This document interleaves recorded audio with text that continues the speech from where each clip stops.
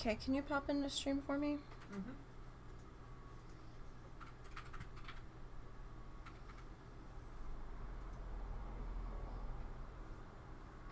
What am I testing? Is that too zoomed in? No. Because it felt like on the last one we were zoomed out kind of far. No, it's highlighted good. We're good? Okay. Yeah.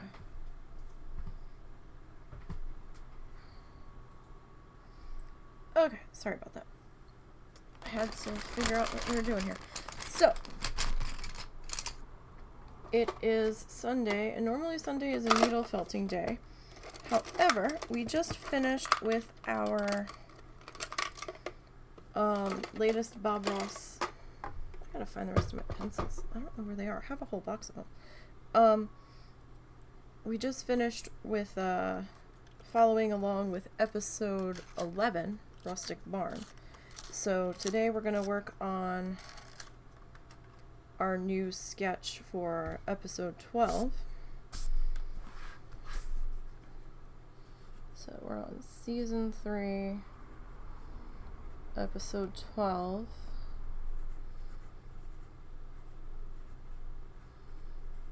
And we are on Hidden Lake.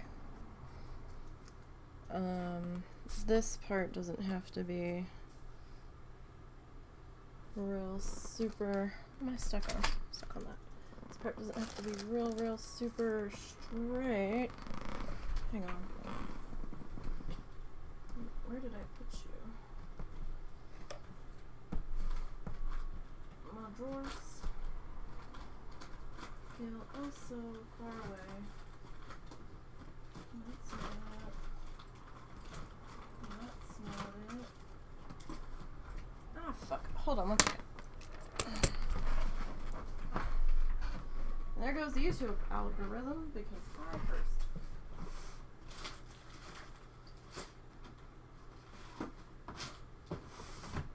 Before the time allotment. Oh well, we're not monetized over there yet anyway. So I guess it doesn't matter that much.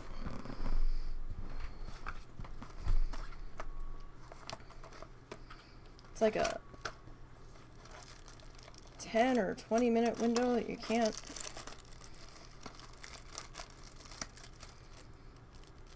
F and curse. I really thought this one had come with a T-square, which is why I had gotten it. And it did not. Go with the little ruler. So I was a little disappointed when I opened it because I thought I had seen one, so apparently I missaw. But this guy's easier than dragging out the big ass T-square for this right now. Not sponsored by Mr. Penn. Just ignore that. Okay, so we're gonna just kind of get a square-ish shape. That is completely crooked, and that is okay. Because it's me, and we know I can't even draw a straight line with a ruler. It'll be on an angle, but it'll still, I guess, kind of be straight. It won't be level, put it that way.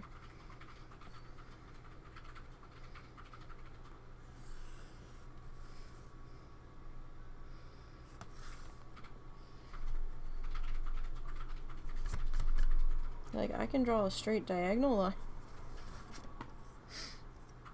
Let me tuck you over there since we are not sponsored. So we are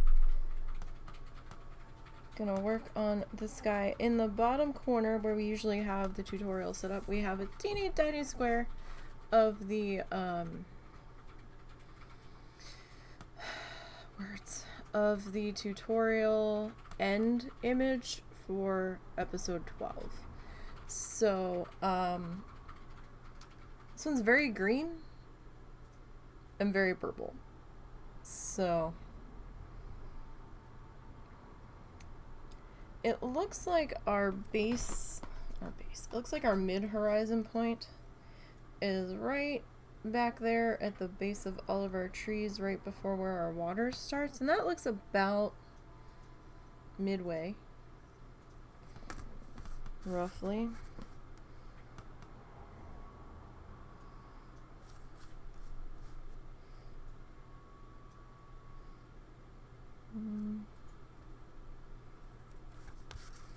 So somewhere roughly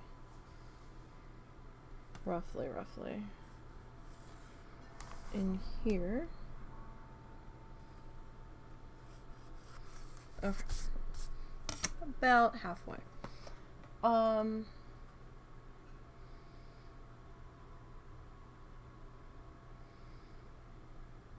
I know I'm kind of doing this half-assed backwards, but... Okay, so now in this section... Let's see, where's... Our mountain's gonna come to...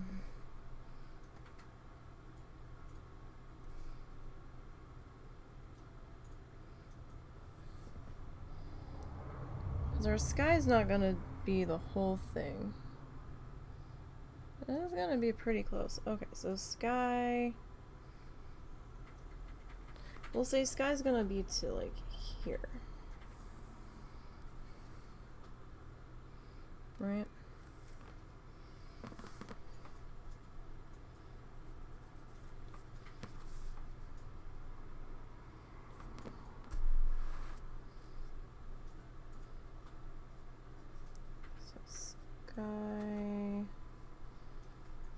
That's gonna be our skyline.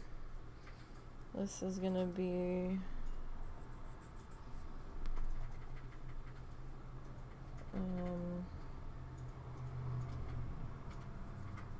ground horizon. Get back up there, Marvin.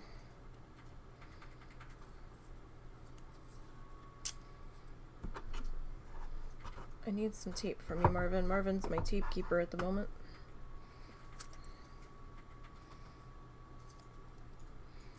Do not be alarmed if you see smoke jet through the screen here. We have some incense burning.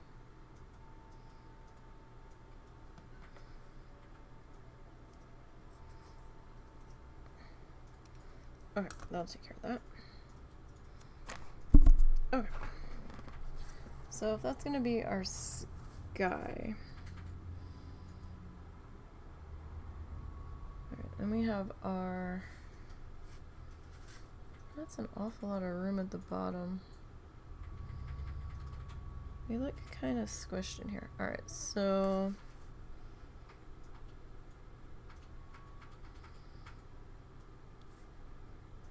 How far over does the sky come? The sky...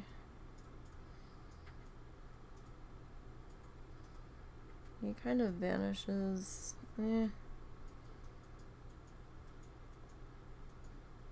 Maybe about there.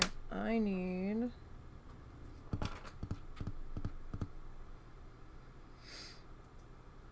Where is... Oh, I put it up here. Oh, thank you for the follow. Appreciate that. Hope your day is going well. Get the cat fur off of there. Just a little bit of our white plastic eraser there that I've cut off of the bigger one.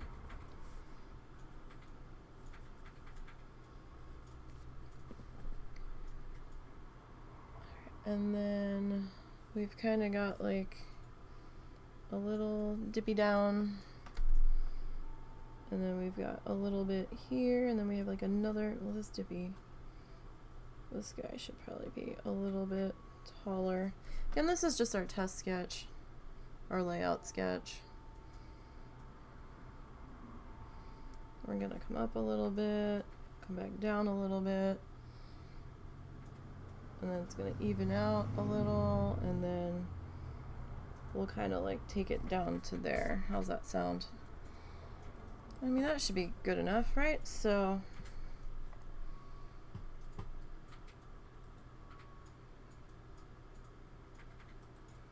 it should be good. It is just, you know, we're just trying to get our feet under us here and figure things out.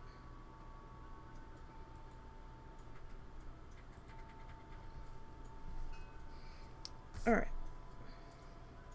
So we don't have any like actual clouds in the sky. He's got some like real wispy, thin, see-through-y suggestion of cloud, but he doesn't have any actual cloud shapes that he's belted in there. So we've got some blue options. We tend to go cornflower on these guys for our sky because that's just the shade that he tends to use. So cornflower is the name of the yarn.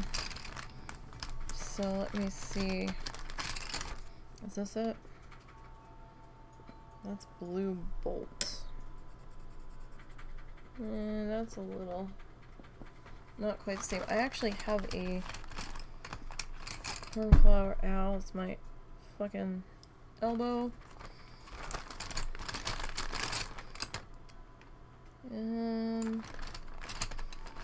I have a sky blue, but it's a tick lighter. And, oh wait, or do we use Absolute Zero? No, not that one. I do have a sky blue, but it's more of like a baby blue than anything. It's more of like a slate.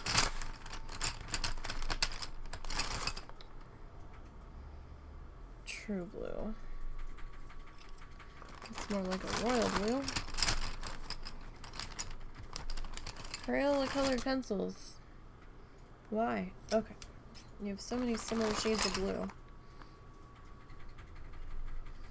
Okay.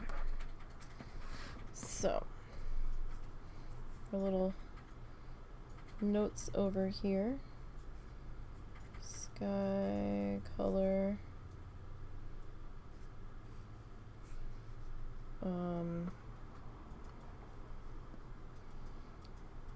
Let's see. So, I really wish I'd remembered to charge my wireless for this. Alright. I'm getting caught on everything. Okay, so.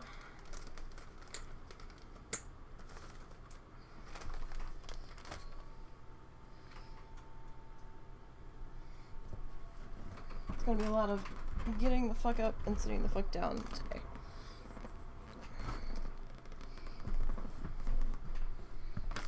Alright, so I mean, this is the color cornflower in a Big Twist value from the Joanne House line. So we'll just kind of throw that in there. This sketch is not going to be anything to write home about. It's going to be messy. We're just kind of getting the layout figured out for how we want to put it on our piece of felt and for how I kind of want it to come together. So that's sort of the whole point of this, and to figure out what color yarn we want to use. Oh my god. The veneer on this desk is like a washed out gray, wood grain, and there are certain sections of it where it looks like there's a deep fucking crack in it. And I'm like, oh my god, what did I do to my desk? And then I have to keep reminding myself it's in the veneer on it. It's not actually there. Kind of makes it look like weathered wood.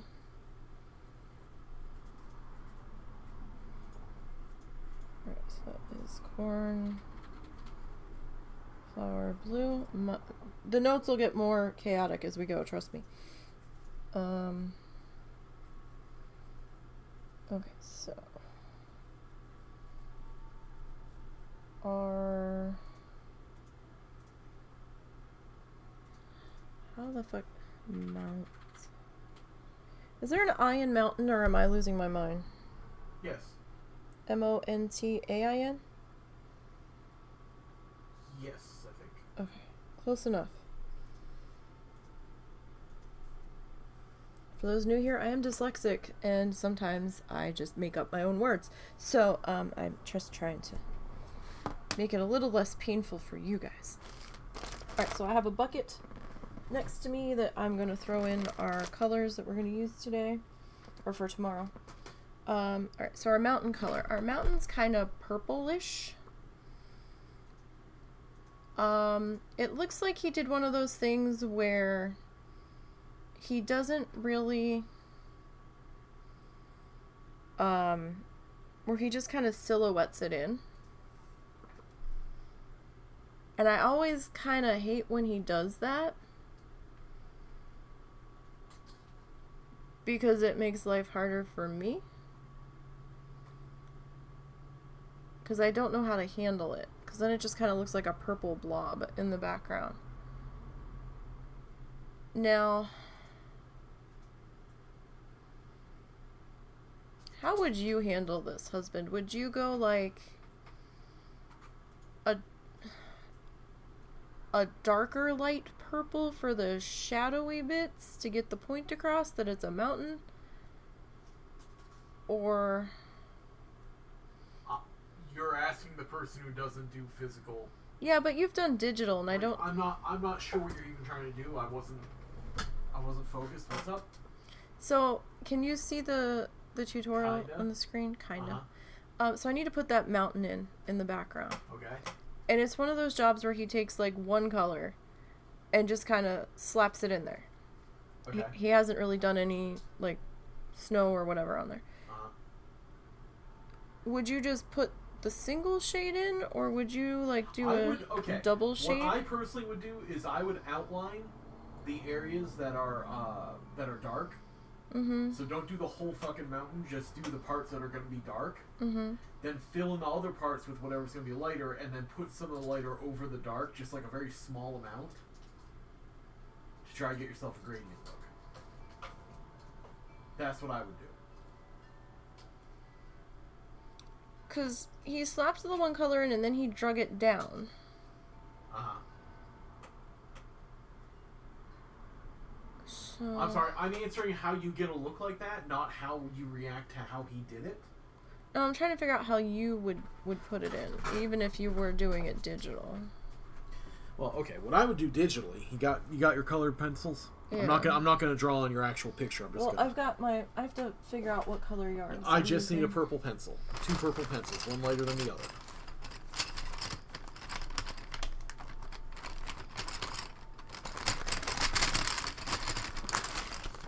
Of course, finding a purple pencil.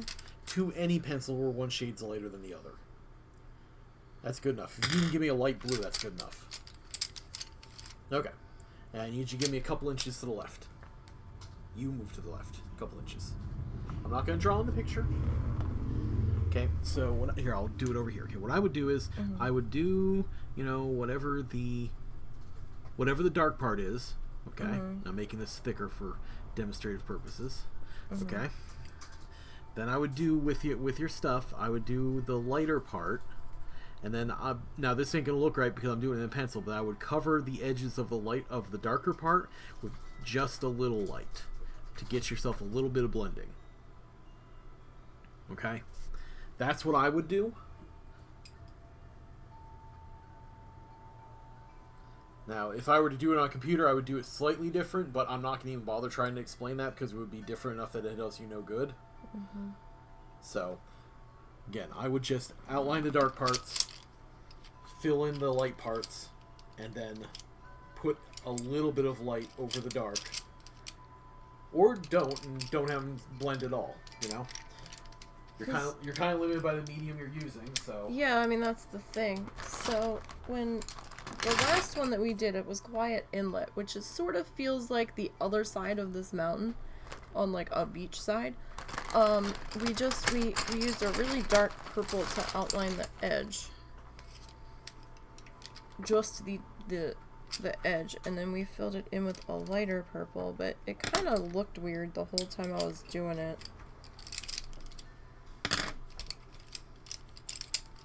So we need a few different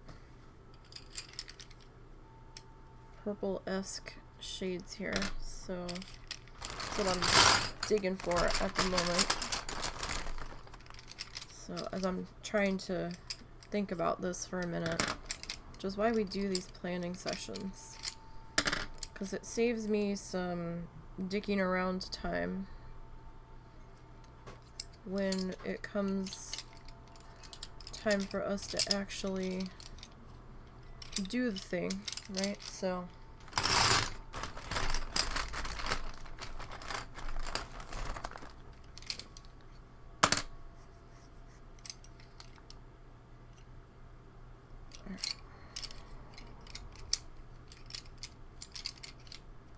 and my brain processes things a bit differently.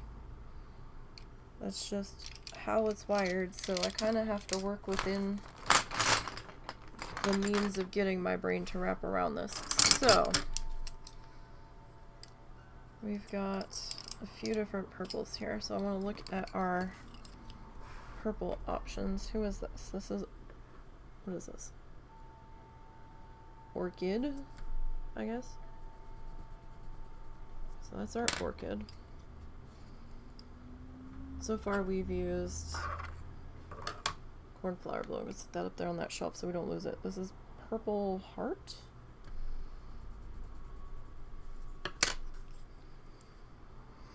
You are royal purple. This is mauve. Mauve. It's more like a pinky purple. More pink than anything. This is blue, violet, and then we've got lilac. So he's got it kind of distant, which is I guess why he didn't bother putting anything on it. So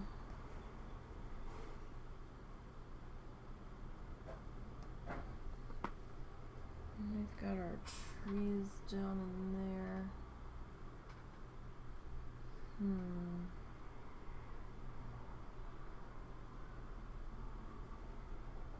How do we want to do this?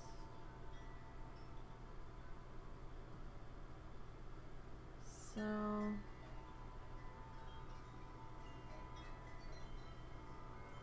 okay, how about this?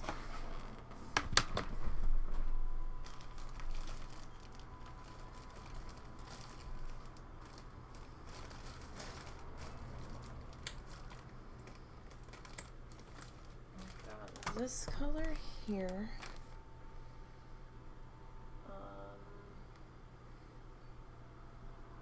It's a little bit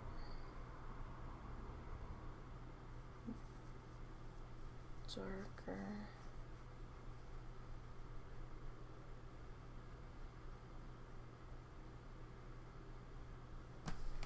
This color here.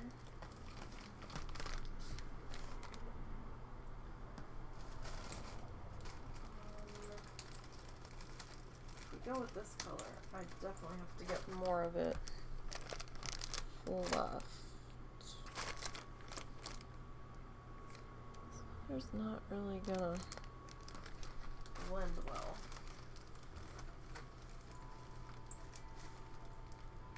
So if I put that one back,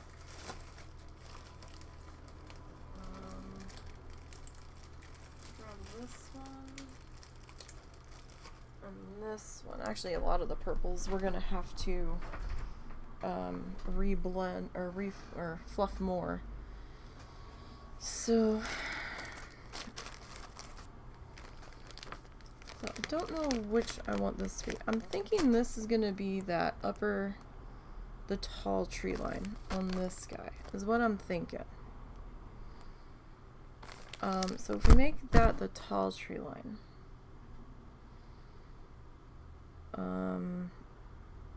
we still need a slightly different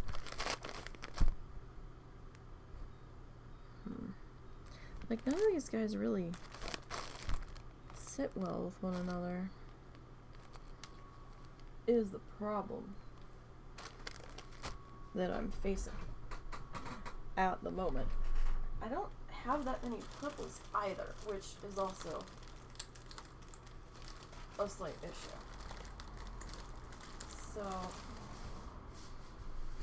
this is pretty much all the purple except for that one that I was like, I don't know. So okay.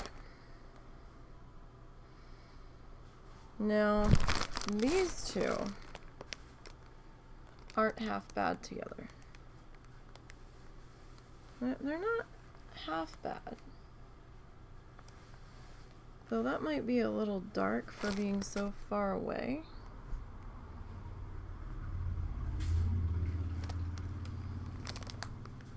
The only other option would be maybe these two. And that's kind of bright and punchy. Kind of wanted something a little bit more toned down. So maybe these two for the mountain. So then I need... that would be... So maybe this guy's a little bit of a grayed out. I was thinking maybe these two, because they seem like maybe they're on the right, like, grayed down family, but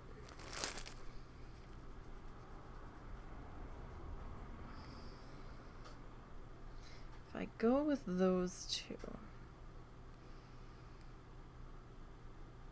I don't know. Okay, we'll go with these two for the mountain. We need our trees. It's not going to be the same colors that Bob has. I can tell you that right now. So don't anybody get your panties in a twist. We've got a slightly lighter, taller tree. And then we've got another row of trees that's slightly darker.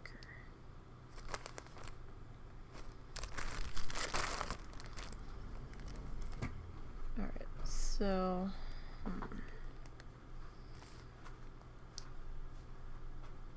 let's see. Sometimes when you have too many color choices. Alright,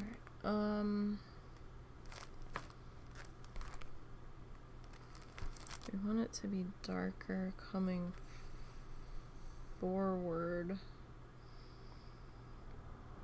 There's also a little bit of green in there? Oh, Bob. Okay.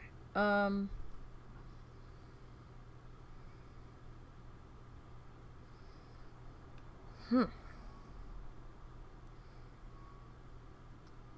mean, we could do maybe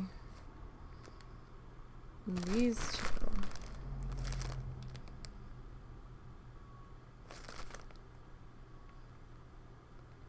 Maybe?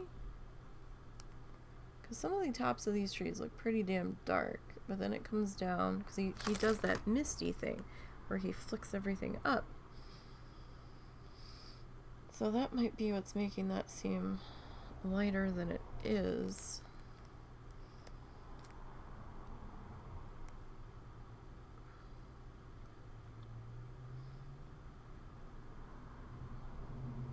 Okay.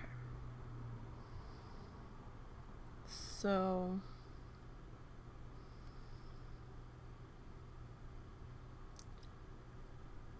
we could do back row of tall trees in this.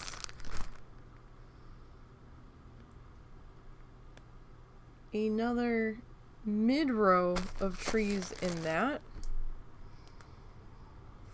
And then maybe another row of trees in this.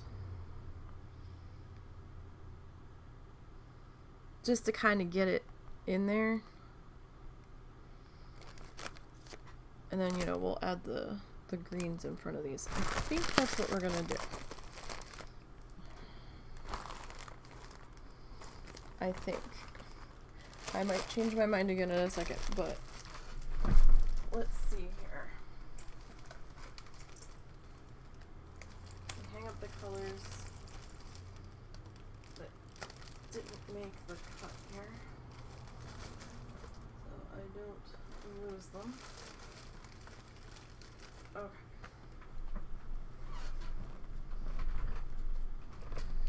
Because it's a lot easier when you have paint, because you can just, you know, sit there and blend that shit till the cows come home.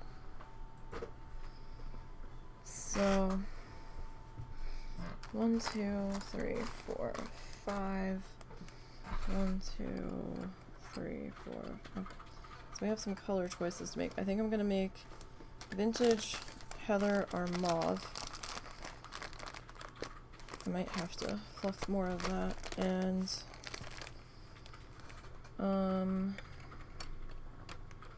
what are you? Blue violet.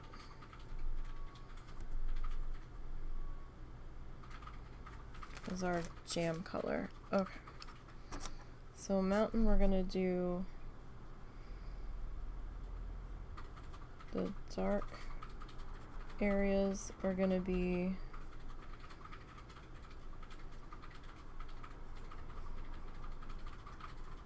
jam, and that is from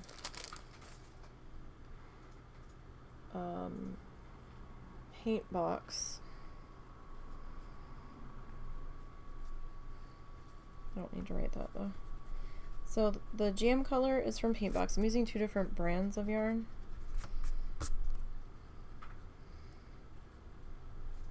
And the light is gonna be vintage heather, which is also gonna be from Paintbox.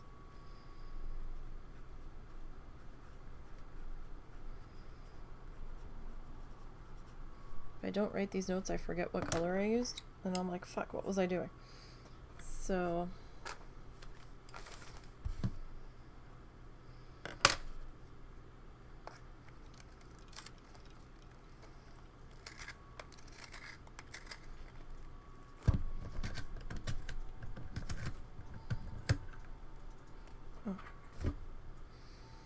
alright, so what is this? This is our blue violet. So we're gonna kind of outline the edge.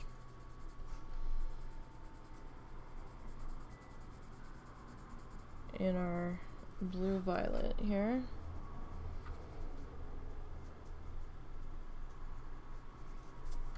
To give it some definition and, you know, outer edge shadow.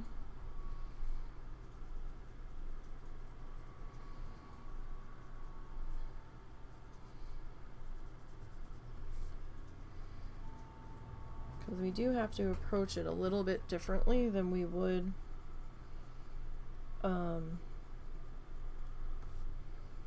necessarily if we were doing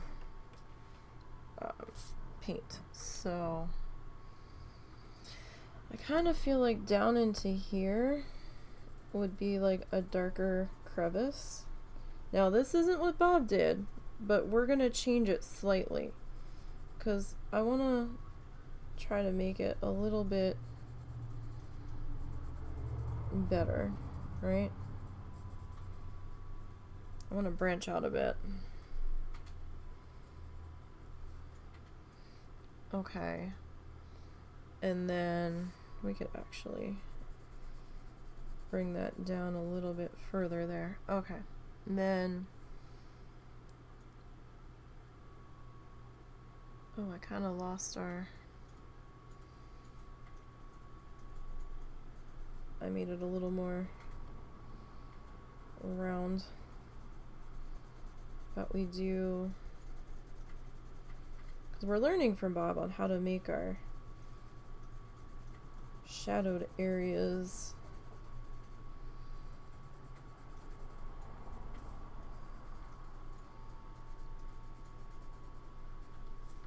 be a little more obvious. Like when he's doing his snow and he's adding the slightly blue tone to the snow shades and stuff.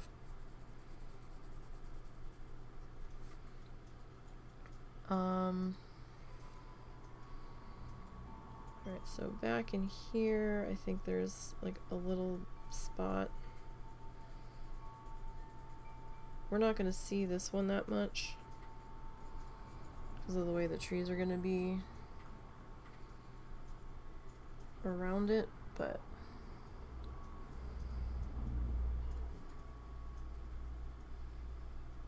wherever our dippy friends are here, we can kind of add in some dark spots there. Alright, now I don't know what this is going to look like, obviously, when we start putting the yarn in. It's probably going to look fucking weird, but we're trying something new, right? Okay, so Vintage Heather. Yeah, it's going to be our other one. So then if we fill this guy in,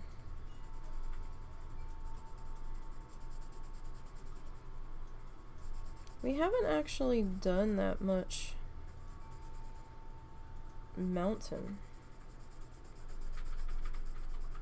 in this series. I don't think there was the mountains in the first one. Like, not real nitty-gritty get in there. Like, not his normal standard amount of mountain. There is a mountain in the last one that's a little more detailed because Steve's doing it. And it was one of those, spoiler alert, Steve does the last episode in this series while Bob is sitting there talking to him. I think it's one of those ones where they're answering questions on how do you blank? And they're making a painting out of it as they go on the fly. Do you have something in the oven? Yeah. You just badooped. Okay. Okay, I wasn't sure if that's what I just heard in the background. What are you making? Chicken? What are you making? Husband? Russell? What are you making? French fries. Oh, you're eating all the French fries. Sorry. Gave up on your chicken? That's what I want. Well, you owe me a bag of French fries, buddy.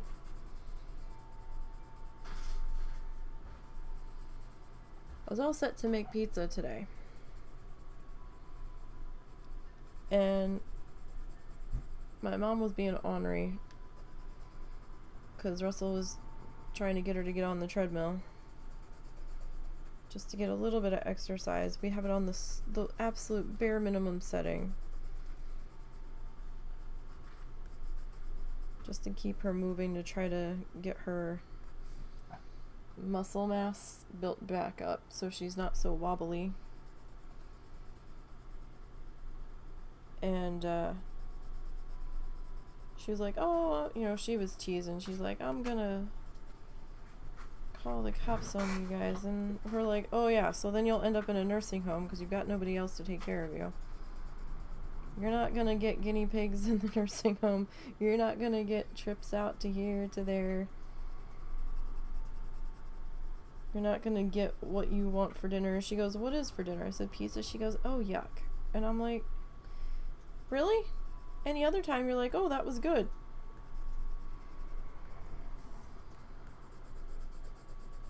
And then she's like, I want French toast. Jesus Christ. I said, I don't have stuff for French toast. That's why we're having pizza. I have stuff to make pizza. Unless for some reason she thought we were buying pizza.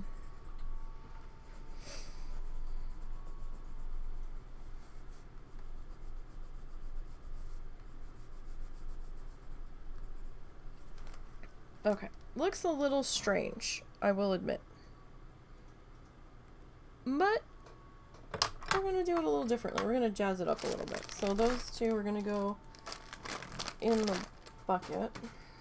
Alright. Now, we've got, what did I say we were going to do? We're going to do the dark Aubergine, right? Well, maybe I should have used a different color purple here.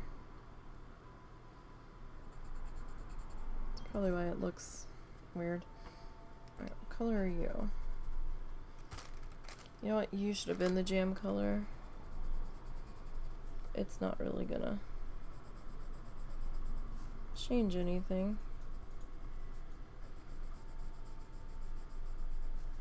So we've already got the blue violet down, but that was my bad. I grabbed not quite the right. The barrel colors are not necessarily indicative of the color you're gonna get. And I forget that sometimes. Because we don't always, I'm going to change that. We don't always use colored pencil here. We're either doing paint or fluff. Hmm? Huh? Oh, I thought you said my name. No, I said fluff. Okay, so choose that one. Alright, so you are, what are you? You're royal purple, so I don't really have a super...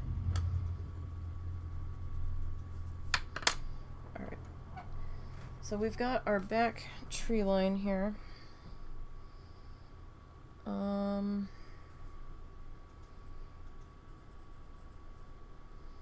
Alright, these guys kinda... We're gonna do like our teardrop trees.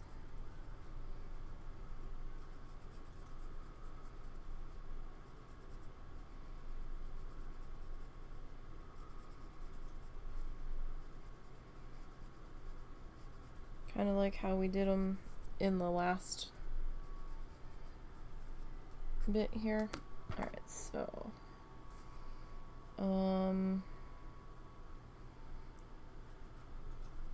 call this our tree line, I suppose.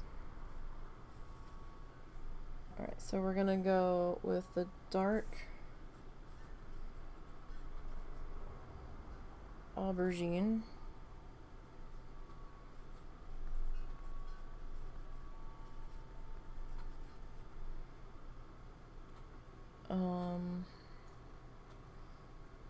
And then I think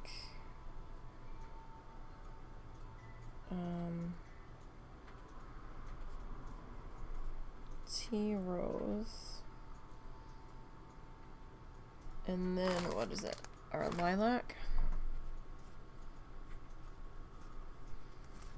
Okay, get my foot up here. Okay.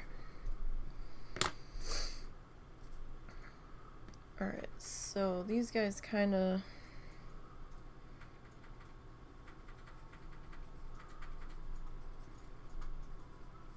are hanging out all back in here.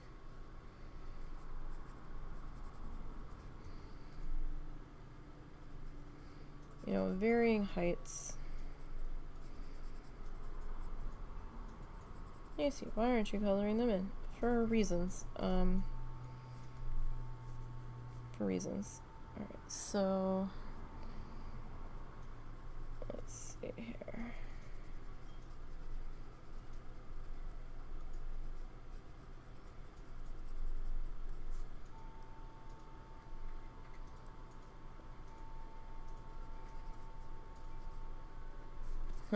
We layered that in a little too much on the mauve.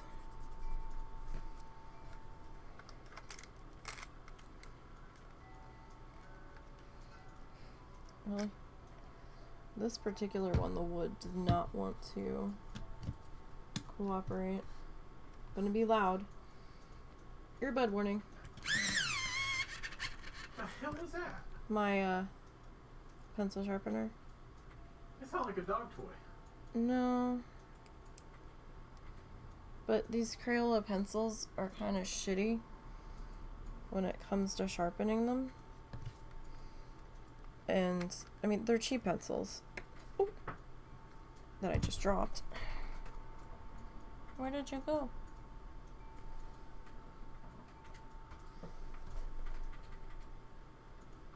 I literally dropped you at, ow, my knee, at my feet. Ow. I heard you hit the rug. There you are. My poor beat up flamingo-y rug needs to be shampooed or something.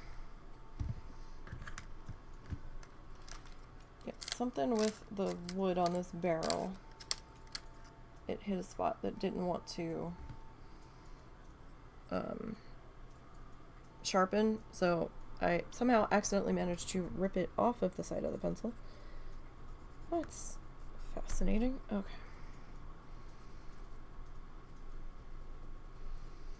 So these guys, he kind of takes them down in like varying height. Like super tall down here, and then he starts kind of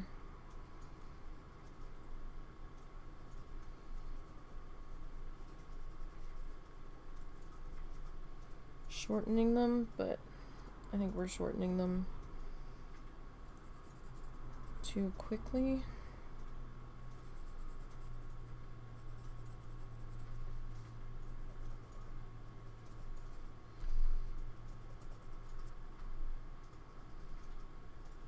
You know, his aren't as plump as ours are either, but you know, Bob says to make it our own, right? He does say that. He says he's teaching us a technique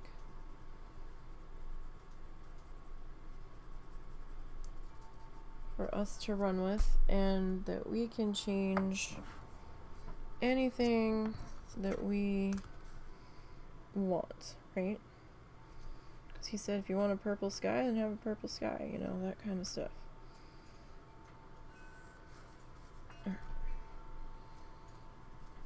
If we want our trees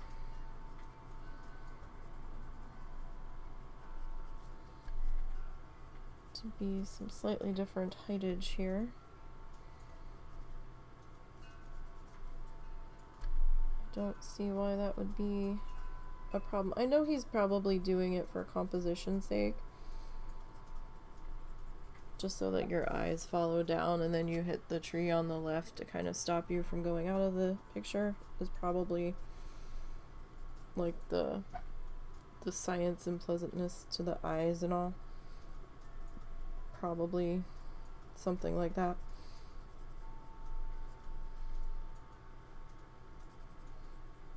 But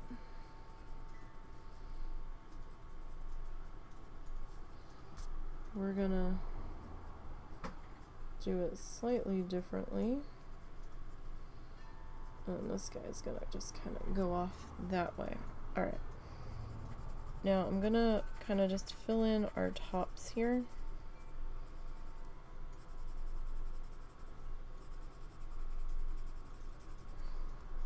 Because we have that other row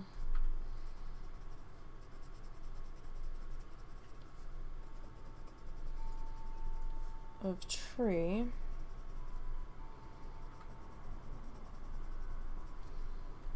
That's going to be a different shade too. And the reason why I'm doing that is because the colored pencils like to war with each other. Because I'm just kind of moving along here. We're not doing an actual finished for show colored pencil. This is just in our sketchbook. This is just our layout test piece, trying to get the colors organized for what we want to do to save us time when we actually get in there, because I'm an indecisive bunny that can't figure out what the fuck she's doing. Indecisive bingo, I guess. Will even argue with herself over decisions, so. Alright, so that's going to be the back tree line, the dark aubergine. So we said T rows for the middle. We're going to do like a couple of rows here.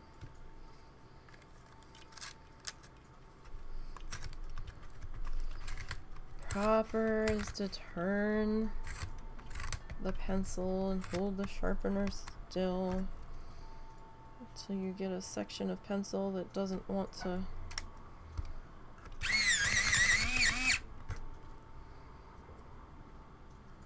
properly. Oh, caught it. Okay. So then these guys are kind of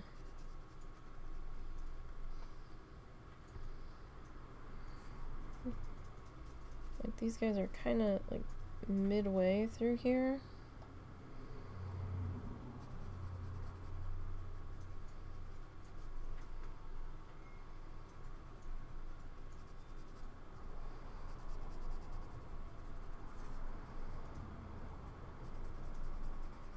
So I'm gonna like fill in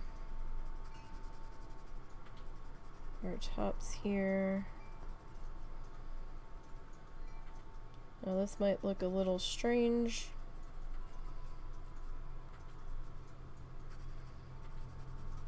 When we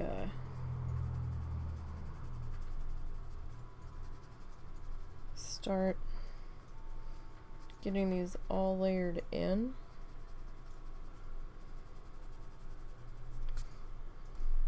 Alright, I'm gonna go back and add the other colors in here in just a minute.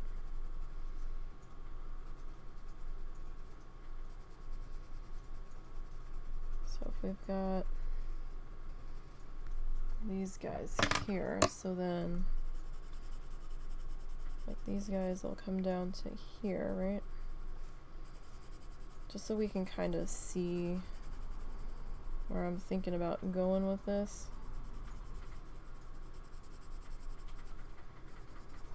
I mean, I guess to see it better,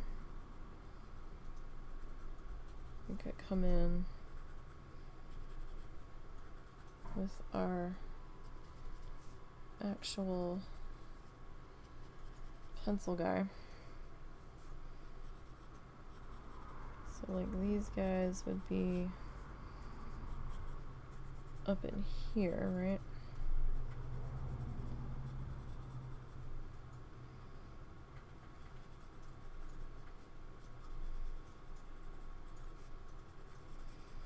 Now when we actually get to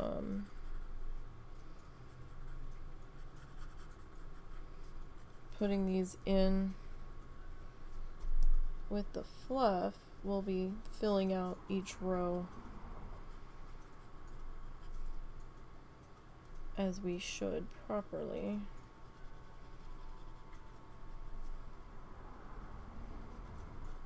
Some of these will be thinner than thicker. I mean, this is just an idea of what we want to do.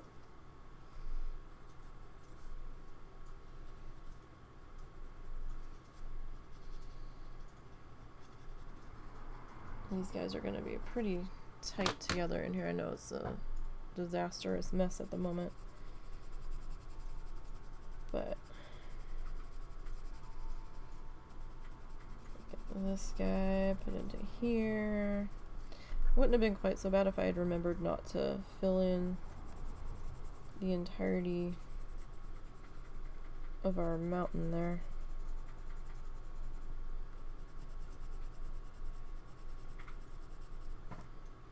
So we've got that row.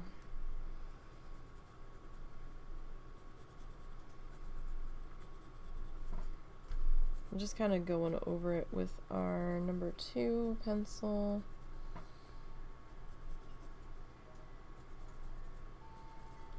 Just to make it a little bit darker.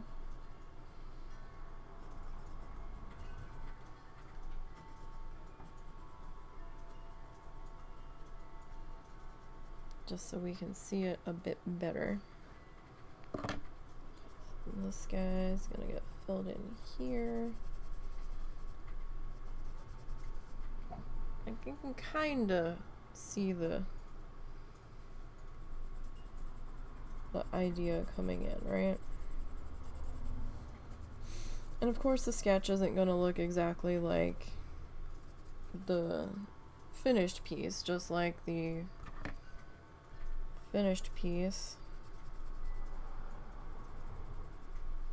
isn't going to look anywhere probably close to Bob's. I mean, it might look slightly similar, but probably not since we've done this. We're going to do this janky business with our mountain in the background, but yeah, we got started later today than I had wanted to, but circumstances, friends, circumstances. I don't even know why I'm moving so slow today. Nothing really happened. I think it's just we were up late. Got a little bit of editing done last night. How long did I edit? I think I edited for maybe an hour before my brain was like melting, and I'm like, yep, nope, I'm done. Husband got his rogue caught up. So we are good. I think he's actually a level ahead. Just because of circumstances.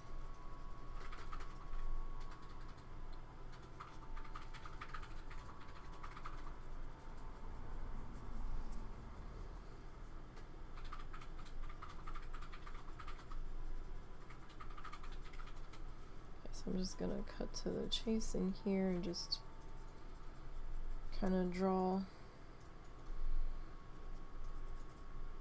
in where the next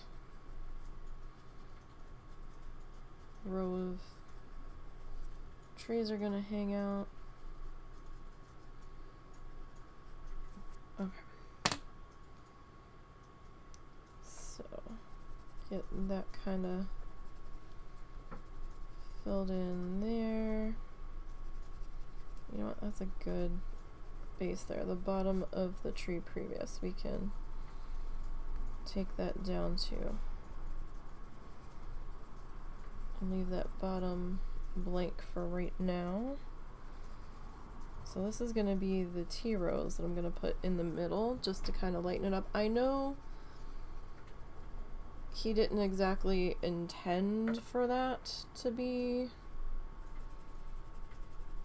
what happened. Like, he's got the magic white in there on the canvas already, and he like either flicked up to get the mist or he pounced to get the mist in there.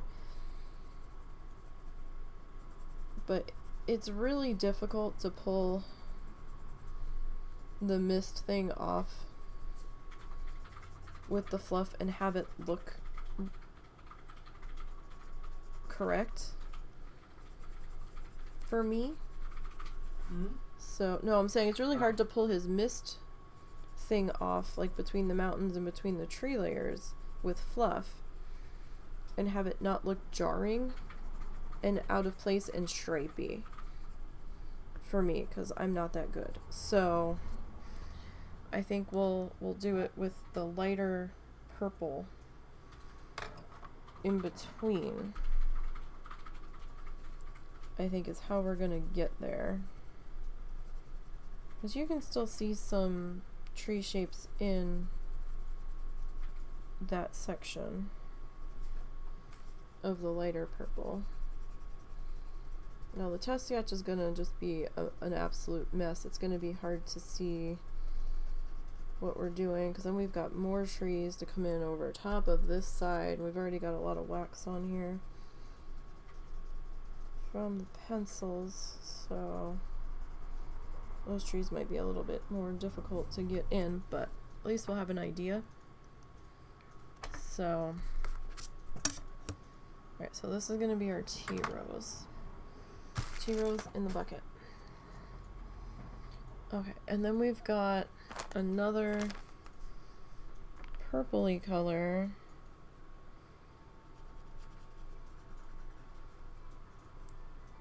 Kinda. Oh.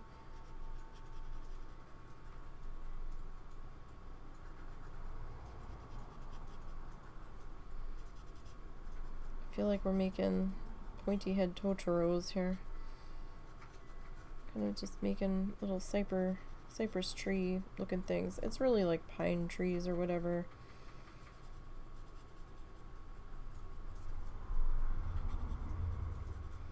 But I feel like we're making some kind of like Studio Ghibli characters with these shapes.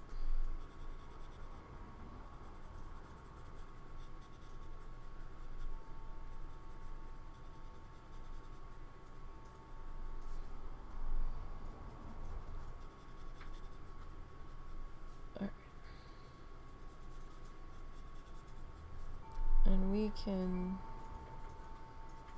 you know, fuss with the heights in here.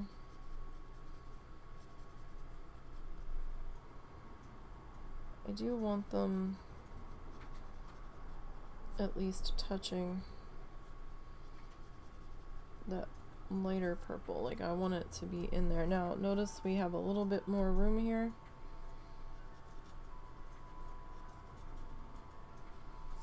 We need to get one more bit of tree in there.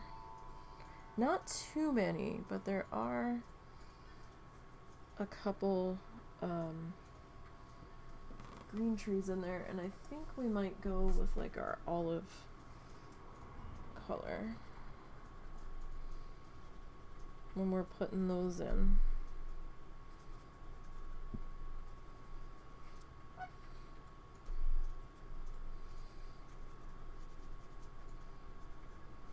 So our little teardroppy guys. So actually we need the tea rose back. And we're gonna refill in here for everything that didn't get filled in yet.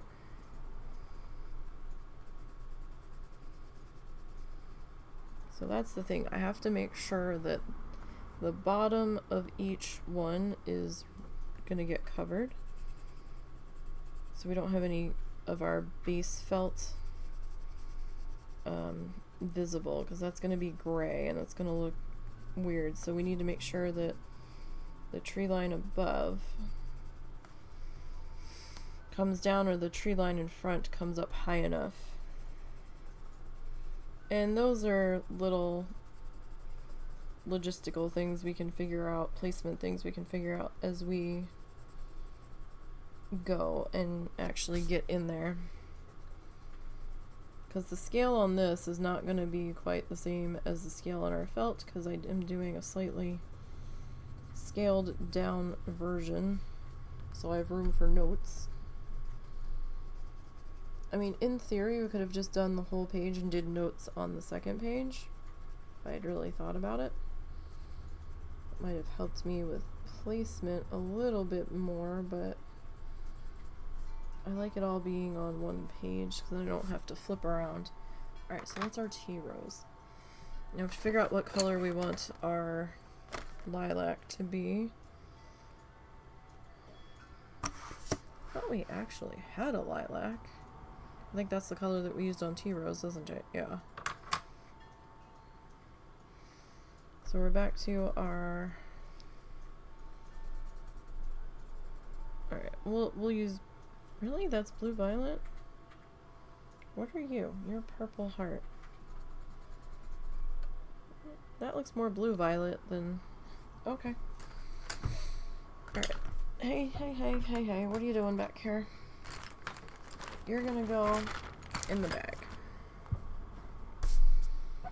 Alright, and then we've got...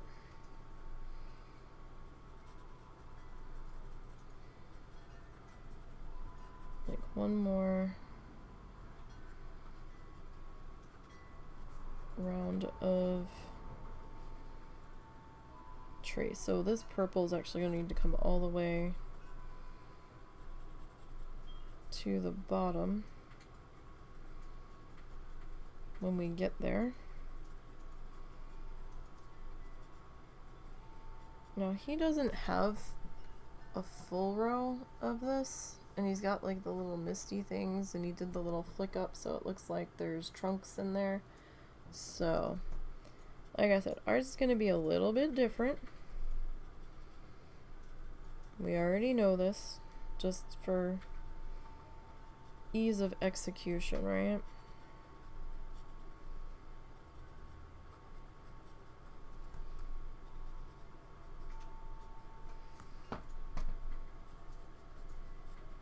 And who knows, maybe teardrop trees will become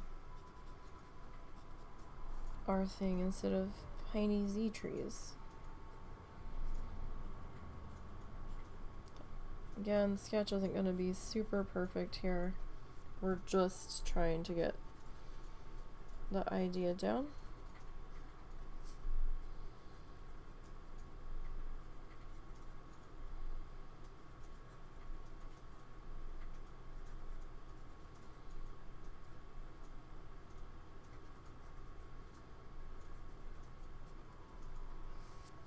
Okay. So what was this? This was our... Alright, this is going to be representative of our lilac color. So we'll get that guy worked into here.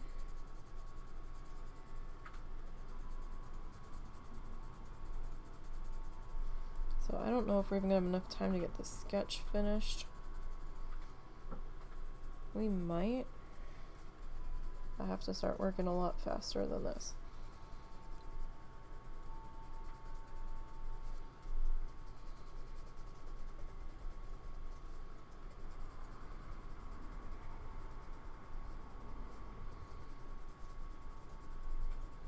And you know, these trees will end up being slightly different shaped.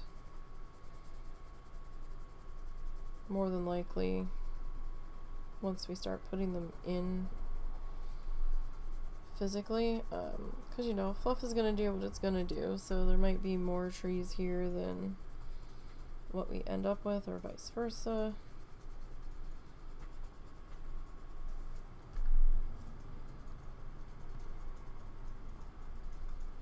But just to kind of figure out how we want to do it ahead of time is actually a bit helpful for me.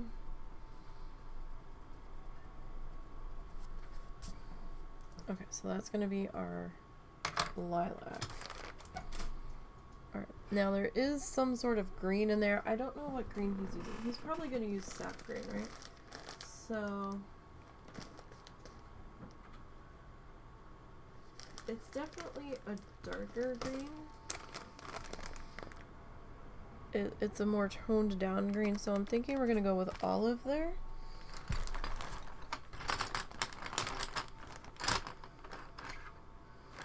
Now I just have to find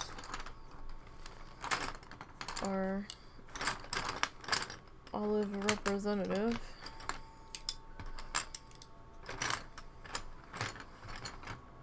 I should just throw the ones that we use the most into a different bag. Alright, that's pretty good. I'll make you our olive representative. Okay, and then olive. Okay. So we'll get that guy kind of filled in here. Just ignore all the pencil lines running through everything.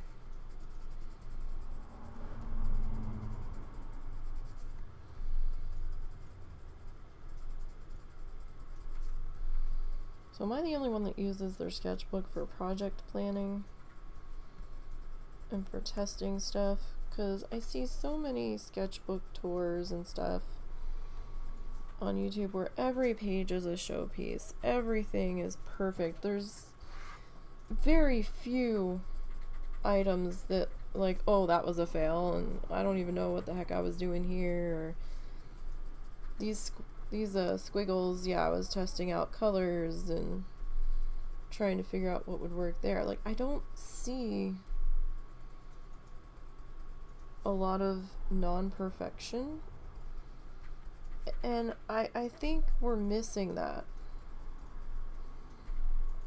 in the art community personally. I feel like so many people get discouraged, myself included at times, Because not every piece is a winner. Not every piece is a perfection piece. My sketchbooks aren't perfect on every single page. I mean, these pages are messy. I've jumped around. I've got unfinished stuff in here. Like, I don't know. It just makes you feel inadequate when you just see constant videos of like, oh yeah, I don't stand a chance of doing this. And I know we shouldn't compare to others, but when you see so many people just perfect, it's like, yeah, I'm obviously doing something wrong. But then when you listen to them, they're like, oh yeah, you know, like I make art, but like only like every 10th piece is really good enough, or I feel confident enough to show people. I've had a lot of fail pieces, and I'm like, well, can we see the fail pieces? Or is that just people's own insecurities not being allowed to come out? I want to see the fuck ups. I want to know that I'm not alone in my fucking upping, you know? Like, what do you consider a failed piece? Is your failed piece, like, still more perfect?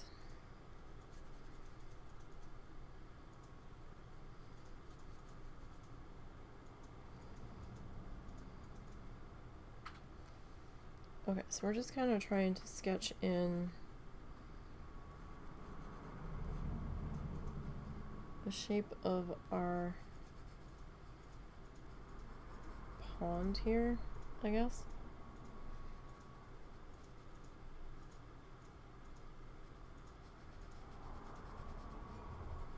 Okay, so if that like goes off back that way, because I can't really see the shape of the pond at the moment because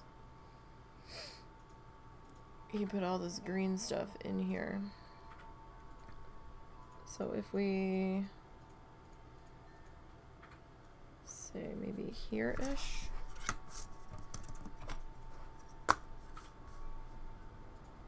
is about where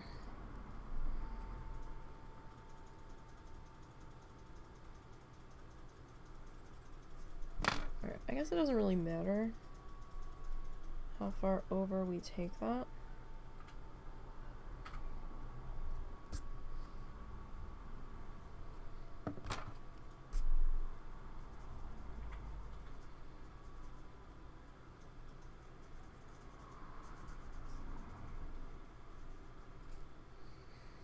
Alright, so if we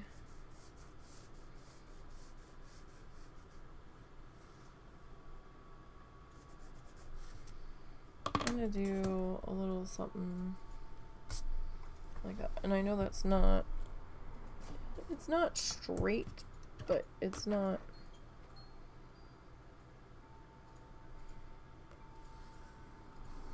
it's close enough for this.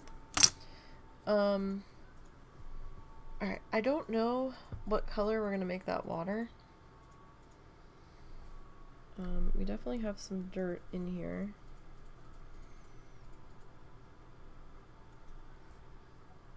And then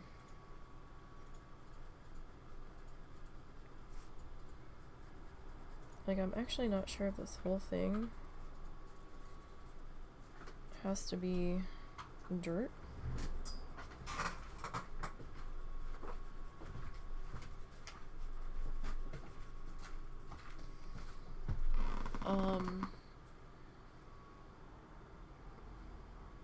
It might need to be just for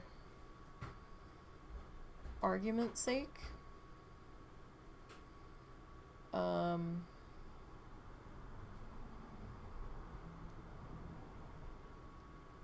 Like we might have to do the whole thing dirt and then this line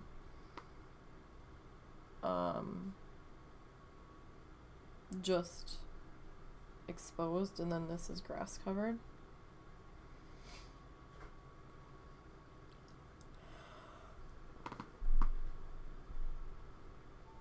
If that makes sense. It probably doesn't, but alright. Alright, so we're gonna keep you into the bucket. I need some browns here. And then the question is, do dark chocolate. Where's my beaver? Beaver brown is usually our go-to dark brown. Is this it? No, that's outer space. I promise there's a pencil that is named as regular brown. Is this you? Yes. Alright, so beaver brown. That definitely earbud warning in 3, 2, 1.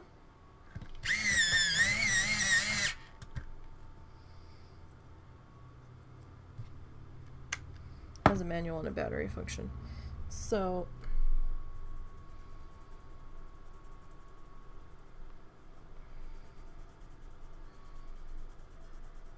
then the question is, well, what color do we want this to be?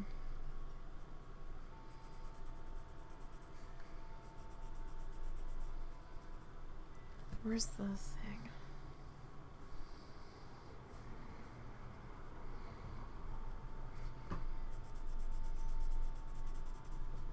So, do we want to go with our chocolate brown? If we do, I'm probably going to need to fluff more of this. I'm going to have to go through all of our colors and see who needs topping off here.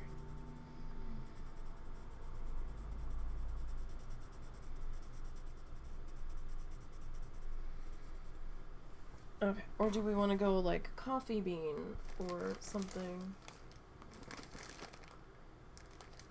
Like, we haven't done much with the coffee bean.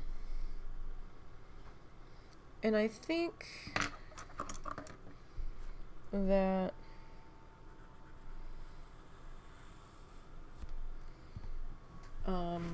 we might do that. So,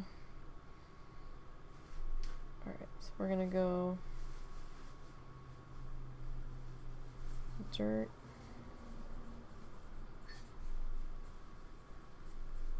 around a lake. Let's go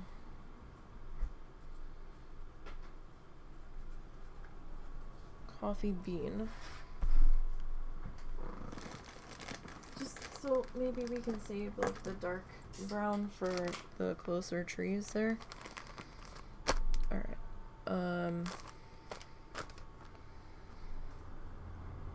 So in theory that would be like all of this that we'll fill in with the coffee bean. Just in case we have any grassy gaps in here.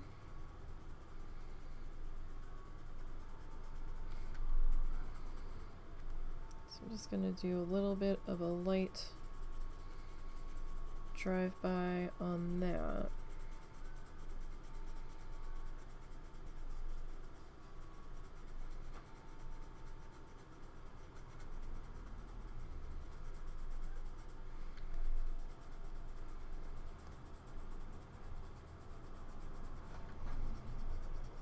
And we'll fill it in more solidly when we put the fluff in.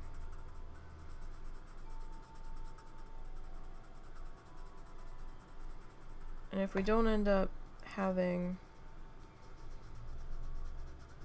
any spots where the dirt's exposed, then that's fine. But it's easier to put it into place ahead of time than to go back and fix it. Okay, so coffee bean for that. We need to figure out what we want our grassy bits to be colored back in there. So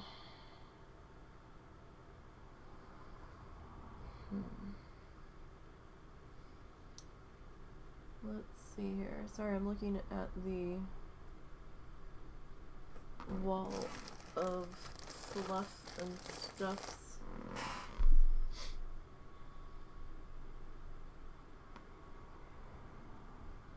What color are you? You're light green. You're lime green.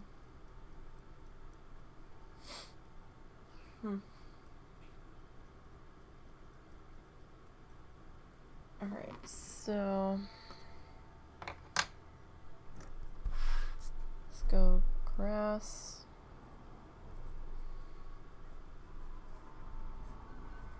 shrubs,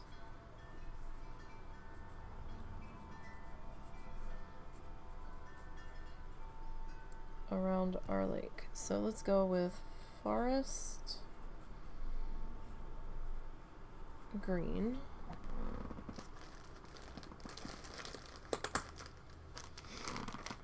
Alright, so we got some foresty green.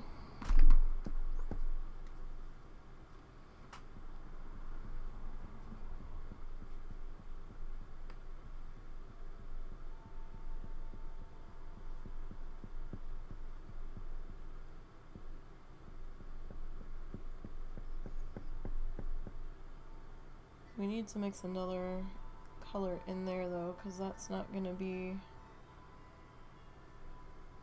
quite enough. So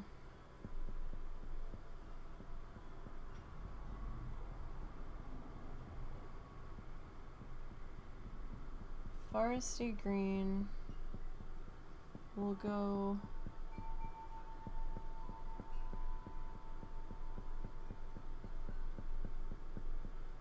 maybe light green, if I can get it off of its clothesline here. So foresty green, light green.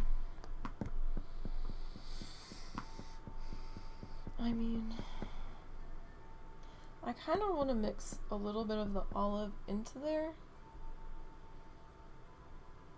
to help tie in the back shrubbery.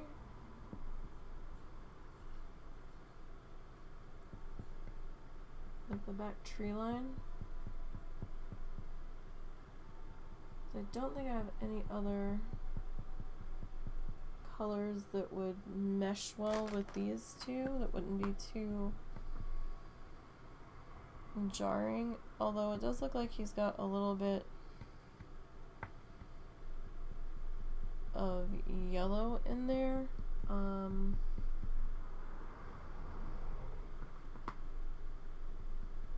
So maybe we go mustard.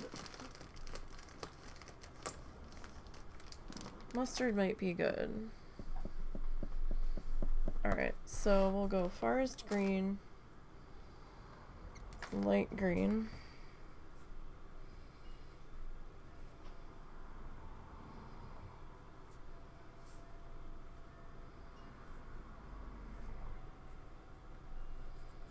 so I was trying to figure out where I wanted to write that so I didn't confuse myself. And mustard. Okay.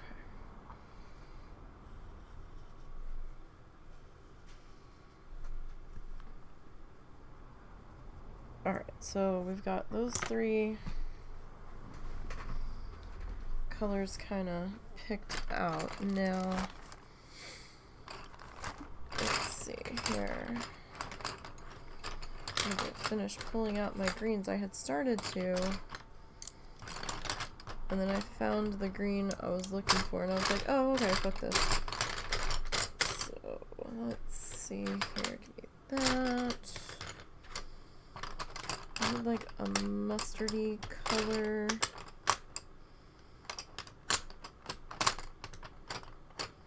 I don't want a real yellowy. What do you look like? I mean, you could pass. What are you? You're bronze. You know, not you. Alright, let me finish grabbing our greens. These are more like blue greens. I don't think I'm gonna need these ones, but we'll pull them just in case so I don't get mad. about my color selection. Lots of greens in these pencils here. Okay. Like this is very teal. Yeah, no, we're not going to be using that color today. Okay, so we need like a foresty green. Your green yellow.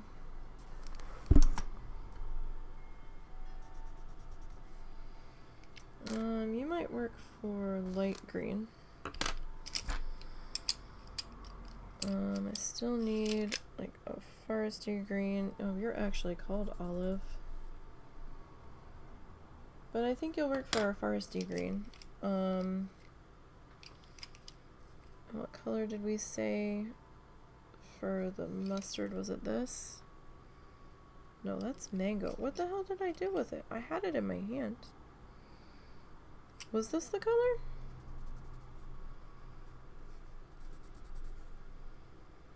Yeah, it might have been.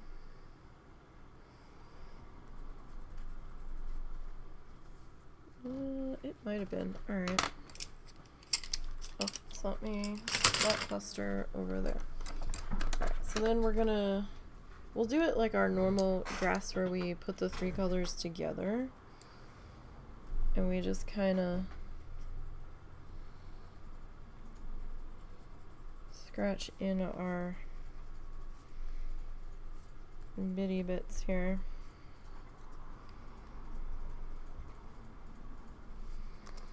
Yeah, this needs a better point than this.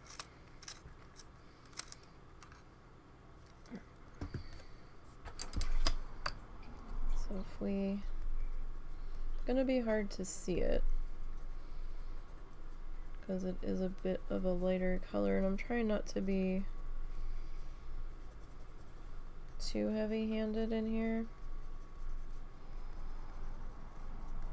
But, you know, just gonna do some lines. We know what it's gonna look like. Like, we've done this type of grass going in before. This isn't a new thing here.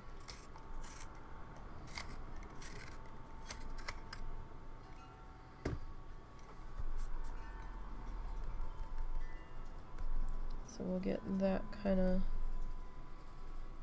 popped in.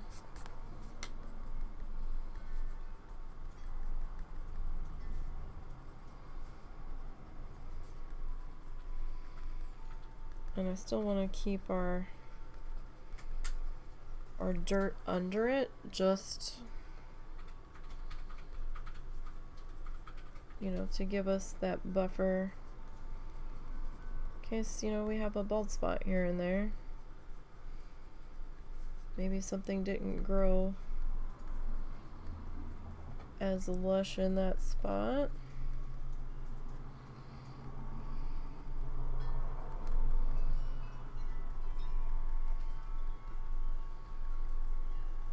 We're just gonna line this guy in here.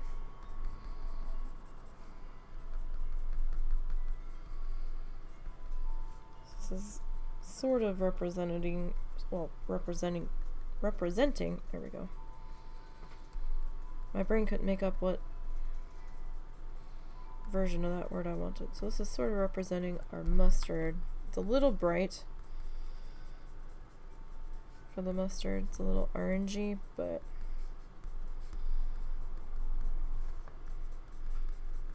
I'm never gonna match our yarn 100%. We get close though. Doesn't stop me from trying, but, and I can't tell you how old these pencils are. We don't use, well, I don't use pencils very often. So I'm trying to maybe test something. And I want to pre-sketch it first, so I can't tell you how old these are. Like maybe 6, 7 years old? Something like that.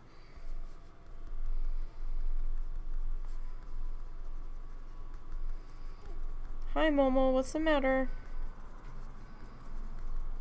Well, it's been an hour and a half. Momo, do you have to go pee-pee? Okay, buddy. That's a reasonable amount of time. We only have 3 cans of dog food, of his special food left. And he gets like half a can a day. And our vet's office had to close indefinitely because a customer ran into the side of their building where they do surgeries in that part, and they're like, yeah, we have to redo a water line that they completely broke, and we don't know when we're going to be open again. And I'm just like, but this is prescription dog food. So I don't know what we're supposed to do when we run out. We tried to order it from Chewy because they had it, and they're like, we need your vet's approval. And I'm like, wow, okay.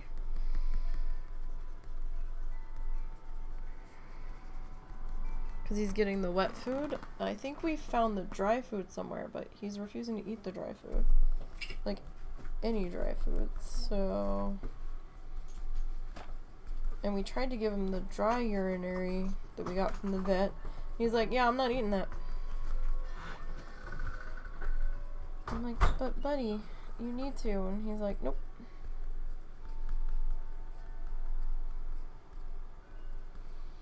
And he's not quite where he needs to be. We bought some test strips to periodically do spot checks at home so we don't have to pay $100 and some odd dollars for the vet to run it.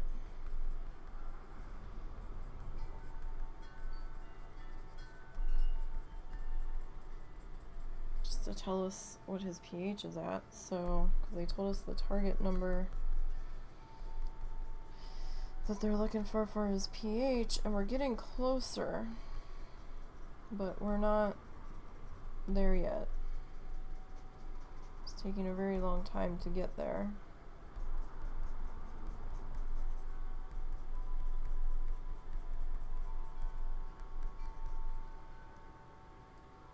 His bladder infection did clear up, so we got that going for us. That's been cleared up for a little bit.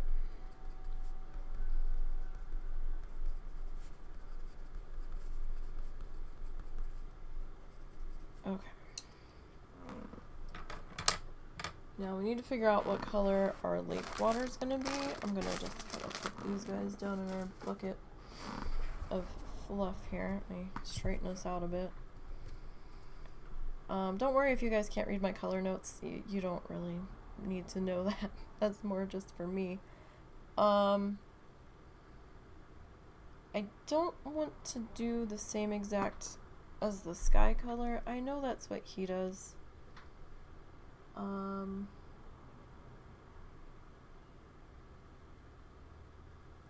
never really feels right. I think we usually go with denim. And I've tried to do like the not the highlights, the reflections on the water. It just doesn't work for me in this type of medium for like the reflections and stuff.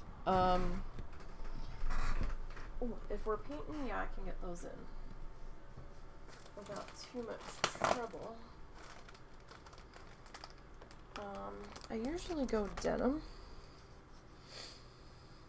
when we're doing water, just because, you know, it's a little bit darker, and, you know, it's usually muddy in the bottom of it and stuff. So I think that's what we're gonna go with here. Sorry, my head's starting to hurt. Alright, so this is a very heavy pencil sharpener. I don't know how I really like it. It was just a cheap one. It was like $5 at the craft store. I saw it and I was like, I really need a different one than my Prism one. My Prisma my Prisma one kept breaking my lead, and I didn't know if it was me or if it was the sharpener. Okay, so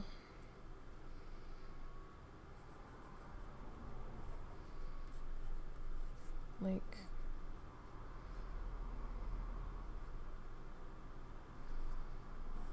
alright, so we're gonna go denim. Well, good news, his pH is at 6. Really? For how bad he was struggling? Kind of looks like he's passing stuff still. Again, he might still have crystals just because the pH is down, doesn't mean the crystals suddenly vanish. Yeah. But he might be starting to pass the actual crystals. Okay. So, I think he'll probably be okay by the time we get done with his current food, but if not, we'll figure something out. We'll have to try to get a hold of them and see what they want us to do, if they'll even answer the phone. Like, I don't know if they've deemed the building unsafe for customers or if they've deemed the building unsafe for them. I'm not sure. Alright, so we'll get our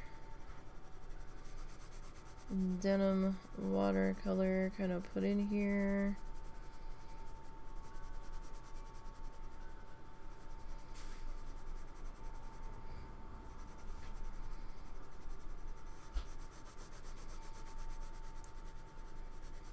Trying to leave room for our water line because it is hell trying to get that point across after with a white colored pencil.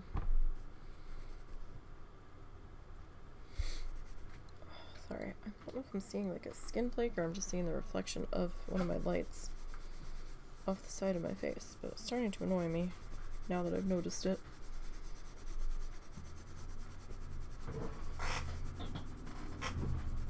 So I don't know how far the lake has to come down. That's the thing. Because we're kind of cut off from seeing the rest of it.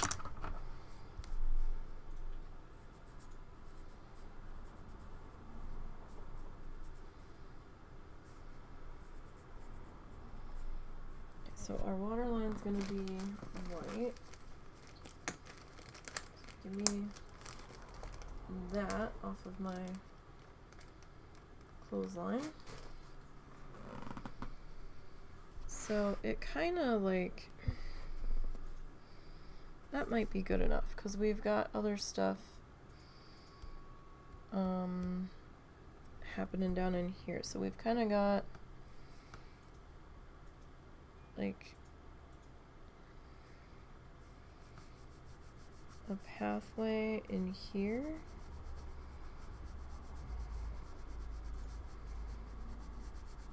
I don't know if it's like a real pathway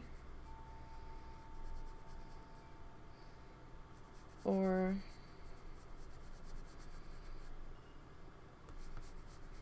if it's just like rocks and dirt kind of hanging in there. So I'm gonna call it a pathway.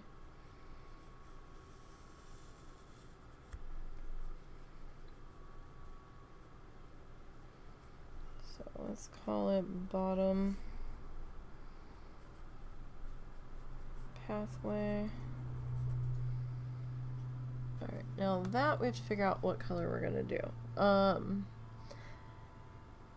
Probably, since it's closer, we'll probably go with the chocolate brown. And then we need a highlight there. I can put you in the bucket.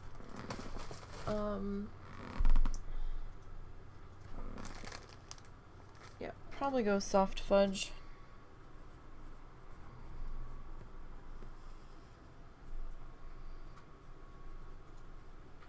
That is the name of the color. Alright, so give me that guy. We definitely have to fluff more brown though. More of our dark brown. So that's those two colors there for in here. So we need We used the beaver to represent coffee bean.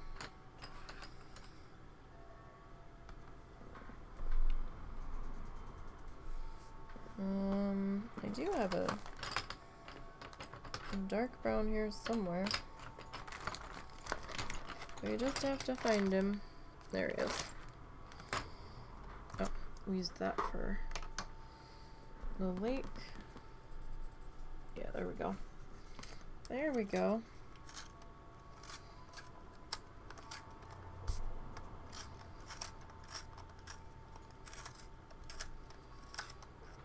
My messy notes everywhere.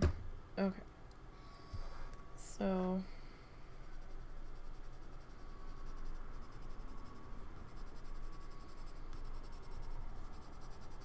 we've got some. Now, when we actually go to put this in, I'll have it more solid.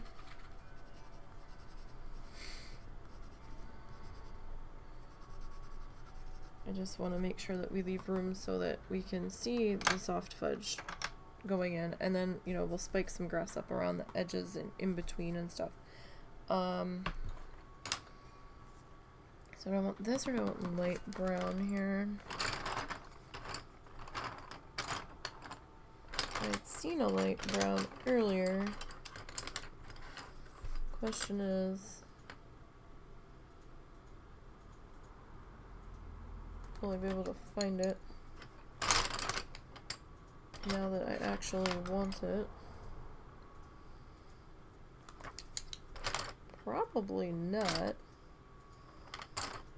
Wait, what, are you it? Yeah, alright. So let me see, what colors do we want?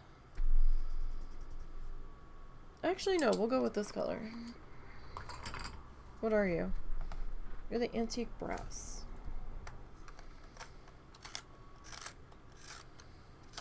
High winds to start in an hour. Interesting. Alright, so we'll kind of work this in around it.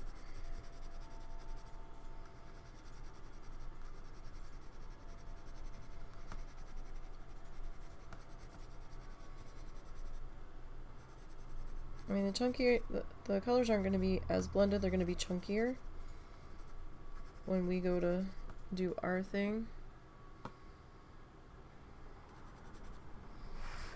Okay, so those guys can go in the bucket. We've got a lot of stuff in our bucket here.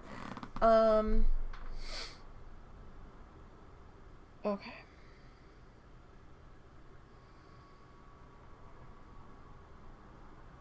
So now,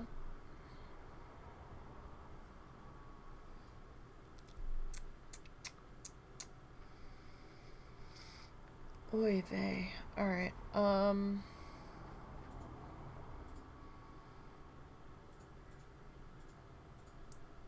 like, I don't even know.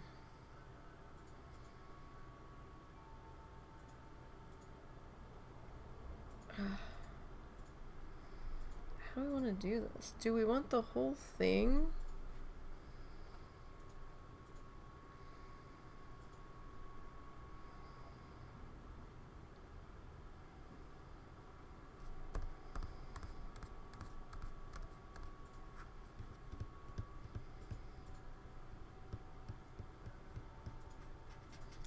Sorry, I'm thinking. I don't know.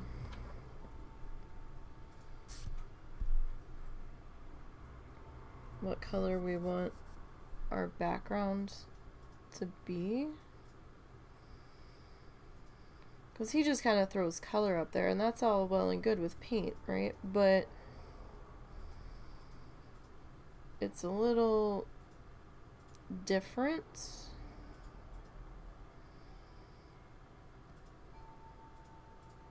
when we are working with fiber.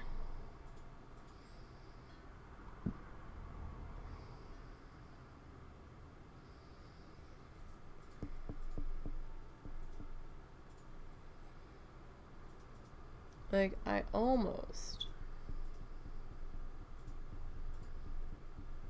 want to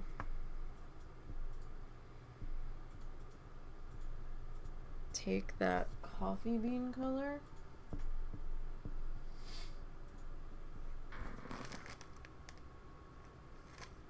and fill in everything.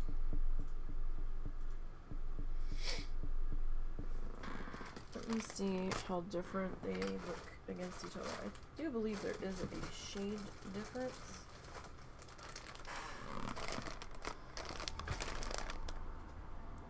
Yeah, coffee bean's a little bit lighter. Because, like, I almost want to do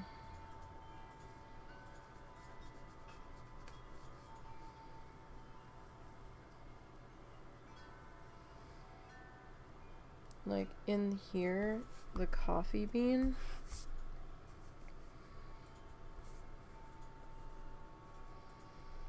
Like, I kind of want to do a dirt base.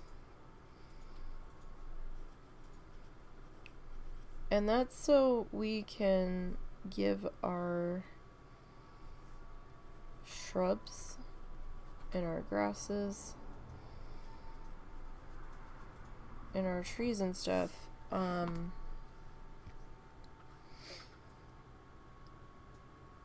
a base under them when he's just kind of slopping it on with his paintbrush. It doesn't matter so much because he's got the magic white under it, and that mixes together and makes different shades, and it looks like, oh, there's some misty things, or there's some little sticky things coming up, and it looks fine, or it's the way the light's hitting it. We have to kind of work around that to get to the finished product in a slightly different way. So even though we don't see much ground dirt popping through there, kind of like how we did the dirt around the lake in Coffee Bean. I'm going to have to fluff more Coffee Bean. I kind of want to do that down here too. So let's see here. Is this the Coffee Bean color? Yeah.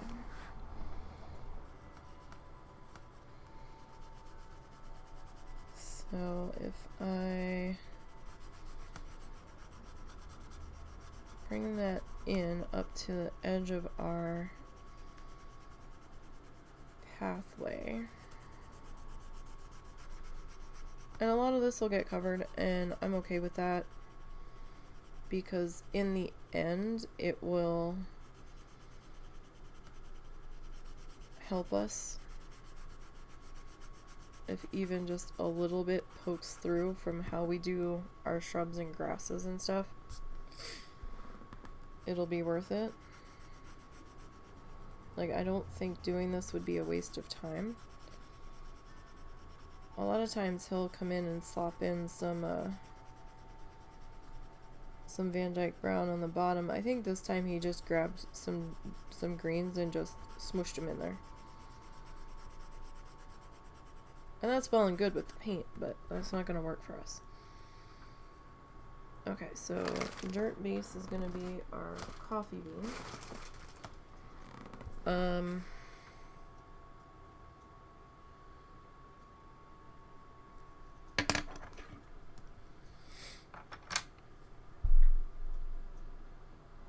Back in here,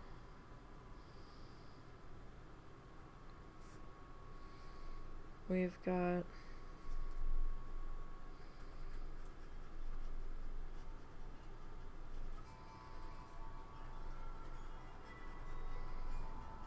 like a shrubby guy. And then over here, there's kind of like another shrubby guy. And then there's kind of like another shrubby guy here. Like all three of those guys are different colors. And then like over here we've got another little shrubby guy. And we've got like another shrubby guy.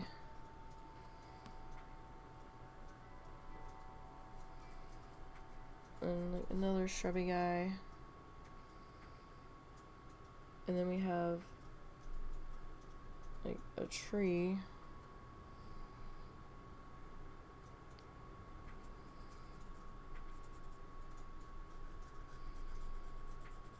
Fairly big tree. How far down does he come?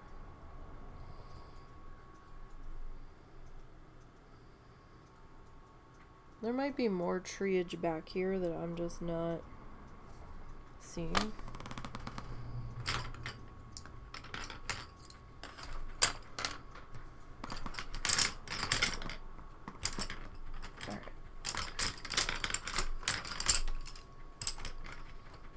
Who knew project planning could be so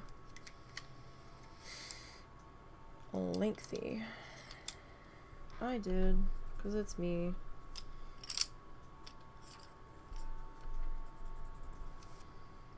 Okay. So I'm going to use the pine green to sort of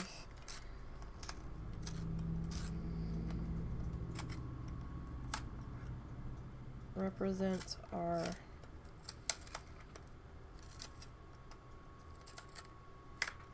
hunter green. I don't think I have a hunter green. That's just green. I don't think they gave us hunter green, to be perfectly honest. Or if they did, I've lost it over the years, which is also entirely possible. What are you? You're just... I thought I used you. Did I not? I had to have. I used you, I just didn't put you back where I wanted you. Yeah, that's kind of all the greenage we have here. Yeah, some of these I know we're not gonna be using here, so let me get those in their bag. Like these blues we're pretty much done with. We got the blues that we wanted.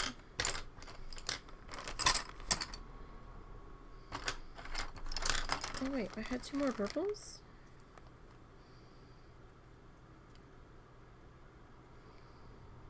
Oh, dang. I wish I had realized that. I thought these were blue. They didn't make that much of a difference anyway. Okay. So, you I don't need. Pretty sure I don't need you. Or you. Or you. And I don't think I'm gonna need you, or you, or you.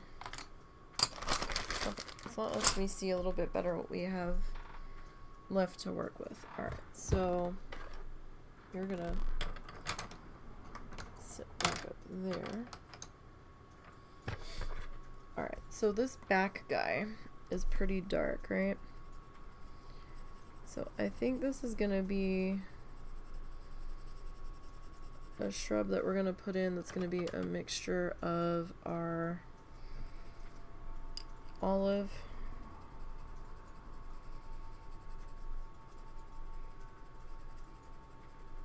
and our hunter green. Although no. Hold on. I keep forgetting. I've got all of the greens now. Okay, tell you what.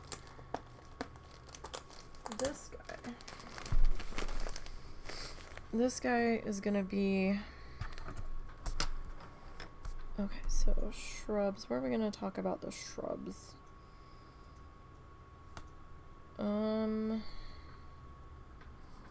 Maybe down here.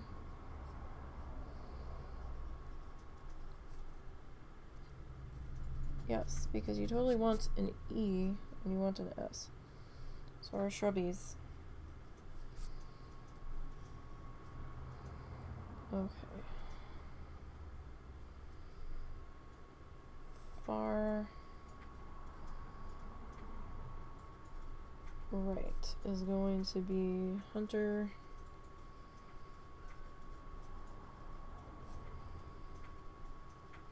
Green. Varsity green.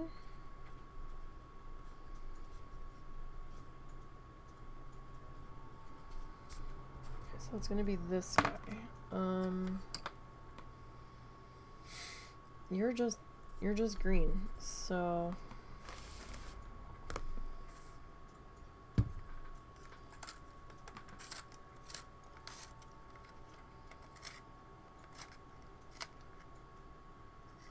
those mountains look weird, but I think they're starting to grow on me. We'll see what it actually looks. Oh, excuse me.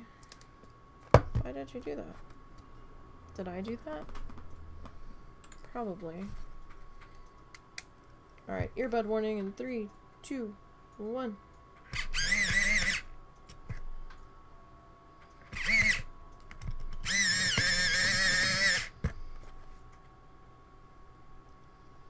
Okay, that's... I probably need to,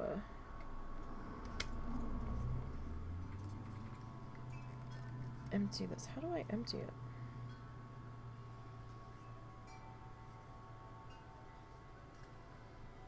Oh.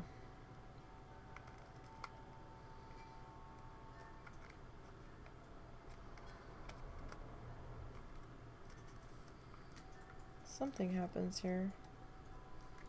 Really? I don't remember how to... Oh, there we go. Haha. It's not that full. Save my empty tissue boxes. Not sponsored.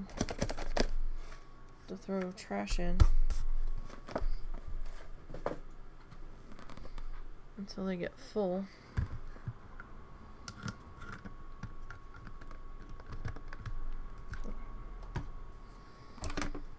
Alright, so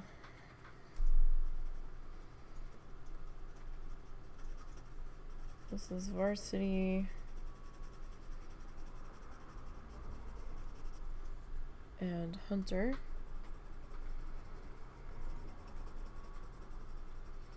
I just want to two-tone it a little bit so it's not quite so just a blob of color.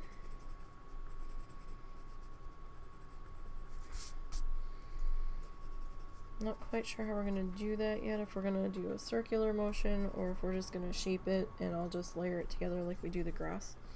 It's a possibility. Okay, so that's that shrubby.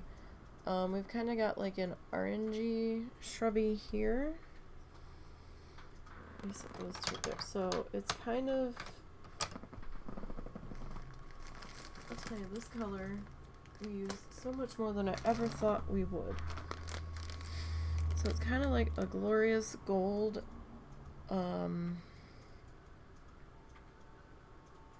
maybe like a glorious gold yellow combo. I don't want to do just one shade in there.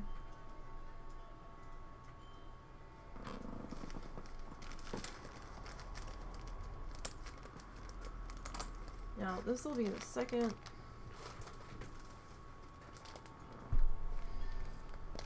See, these two are very similar. This one's a little bit darker.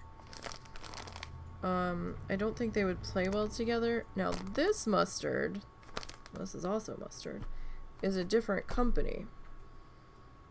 But those two would probably work well together. So this is why I try to tell you the brand that I'm using, because it makes a difference. I mean, if you use whatever brand you want, but this is like my thought process. So then we've got middle.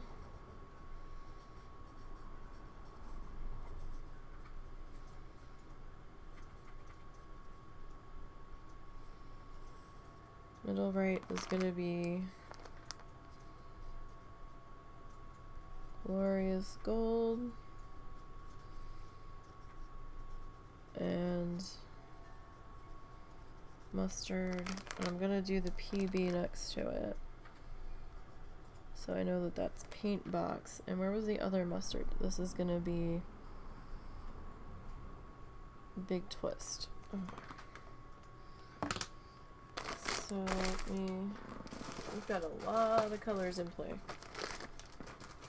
Mostly because we don't, we're not using like one color a lot.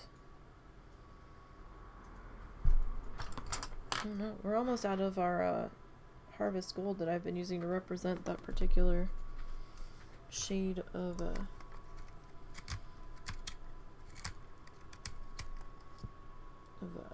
mustard, or that I've been using to represent Glorious Gold. So Glorious Gold, and we need another mustardy color. That's not quite right. That's more of an ochre. Like a dark ochre.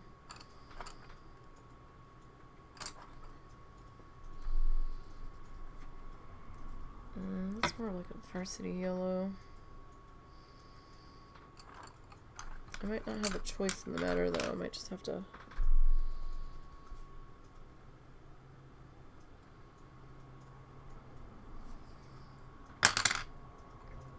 Alright. We'll use these two to sort of represent those two colors. Alright. So I probably look a little green with that blue in the water there. So that's okay. We know what we're trying to do. Keyword trying.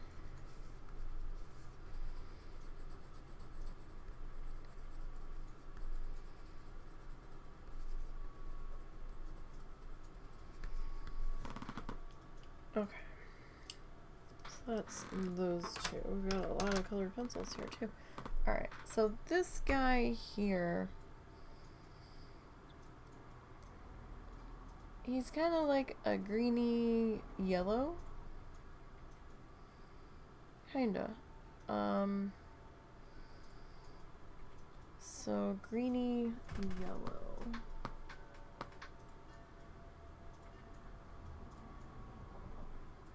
How do I even want to represent this?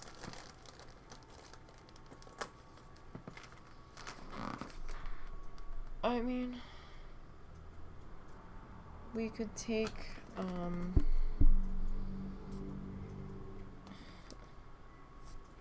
on the left, right,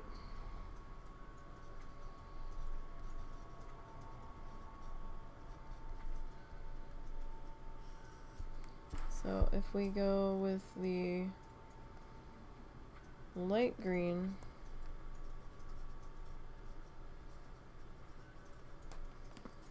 and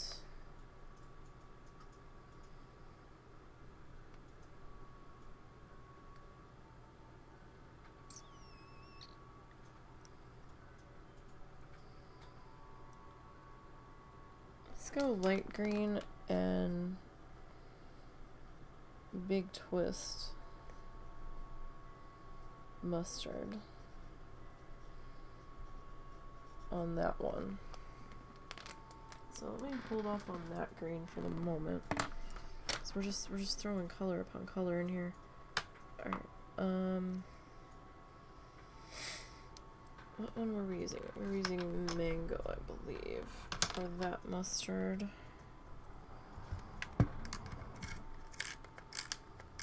I just snapped that. I felt it. Oh, we're good. Okay. So then, well, we might be good. I might have snapped it further up where I can't get to it yet. Alright, so I'm gonna These will be mixed together, kind of like how we do our grass, kinda. And we'll kind of shape this guy a bit more when we put him in.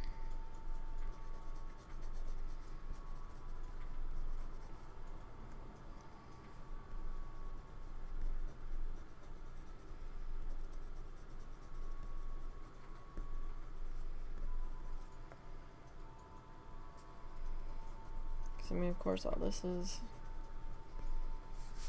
see-through, and all the colors, other colors are kind of blending up through, because that's how we roll around here. Alright, so we've got some sticky grasses kind of popping up. Where are you? What color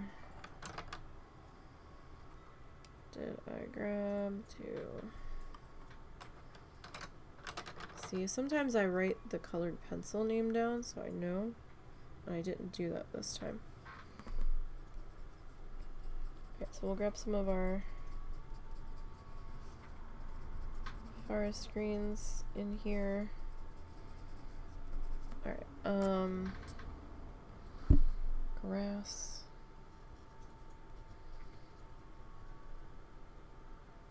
Behind bushes.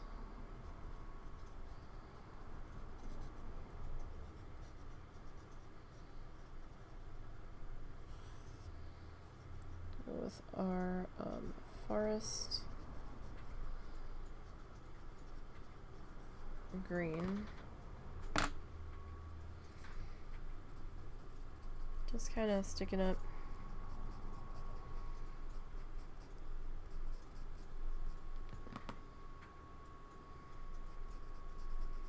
For this, I'm gonna go, I think I might add in the,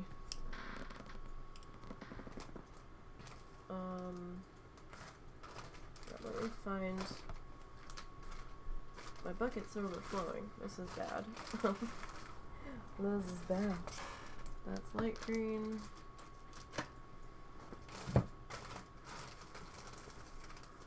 The bags have a lot of air in them too, so we'll go forest green and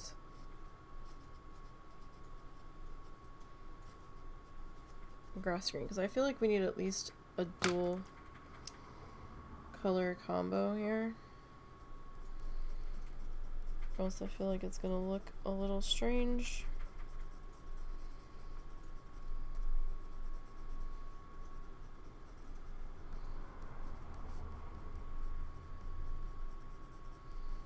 With just the one color. That could just be me though.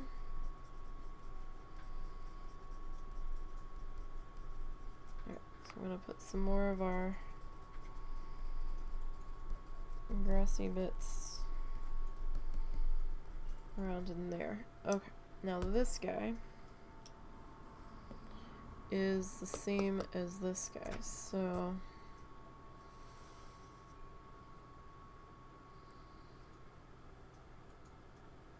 on the left, right. So on the right, left,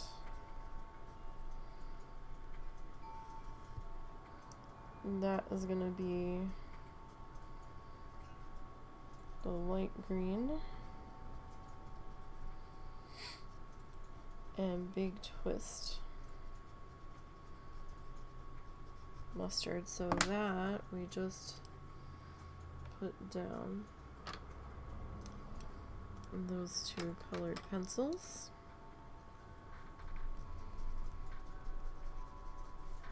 So we'll get that worked in here.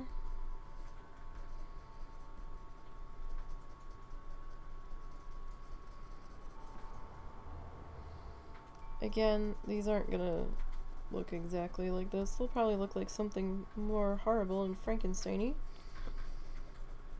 when we actually go to put them in.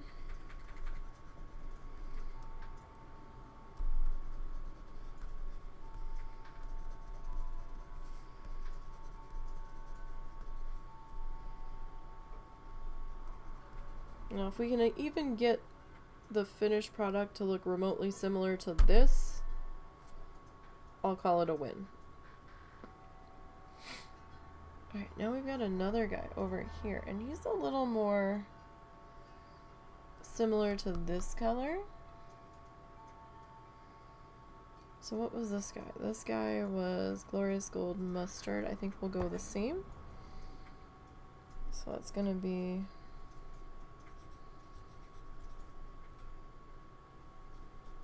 middle left.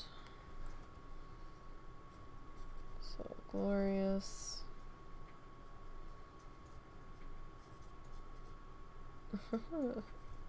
Gold. If I could put my letters in the right orders, and I'm trying to make an S be a Y, but okay.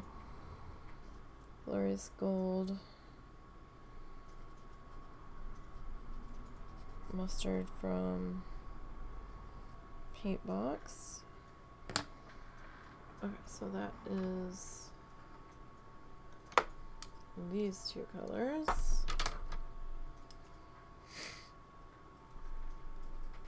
Okay, so this guy worked into here. See these plants? Oh, no! Shit. I don't know what color I'm gonna move to represent that color when I'm out of this one, because this one I bought in a pack.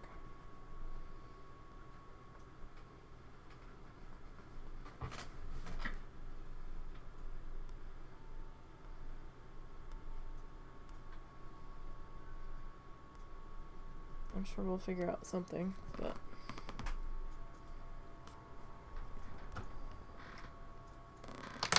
this one's been very breaky, and I don't know if it's me or what. These guys haven't had the best treatment though. And this one also has been fighting me to get sharpened, which doesn't help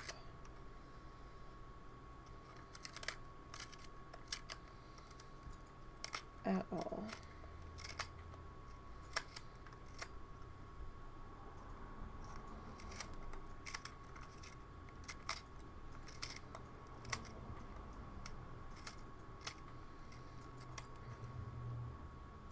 Yeah. See, there it goes again. I just can't keep this one from not breaking because the wood, the barrel on this has not wanted to sharpen. I don't have a box cutter right now to just sharpen it by hand.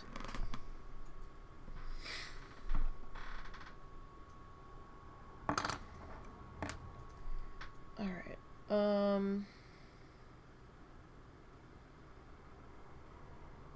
oh, I didn't even see that tree. Shit. Okay. Oh, shit. So we've got this shrubby here, but hey, guess what? There's a pine tree all the way back into here that I didn't even see.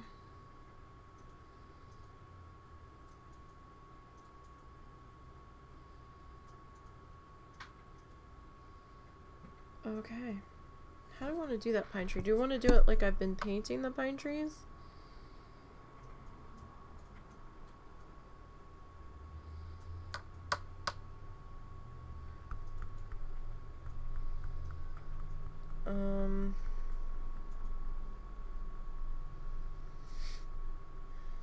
I don't know.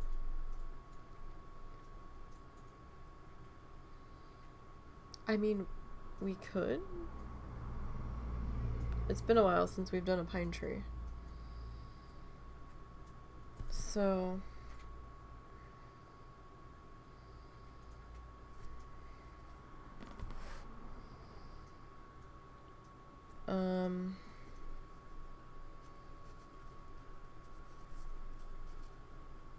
big pine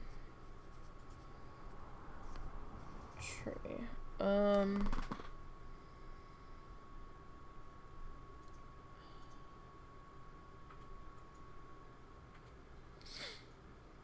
what color to do your trunk. I'm not really sure how much of your trunk's gonna get seen. I'll go chocolate, brown on the trunk.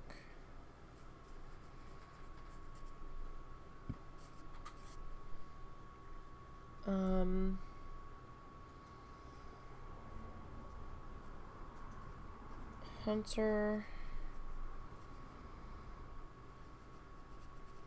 green, and he's kind of a bright guy, so maybe we'll go Hunter and Forest. Green on that.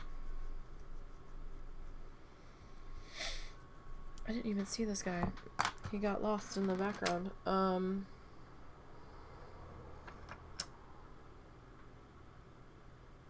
Let's see. No, I need... Is it you? Yeah, alright. Now, I don't even really think we're gonna see much of this trunk here.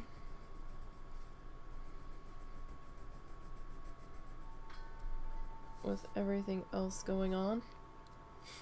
But I'm gonna put it in, if only to help me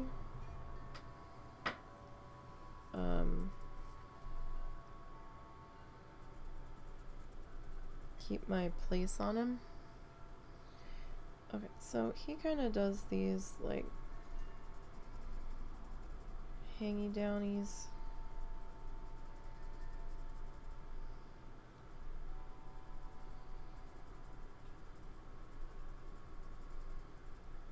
And I don't know that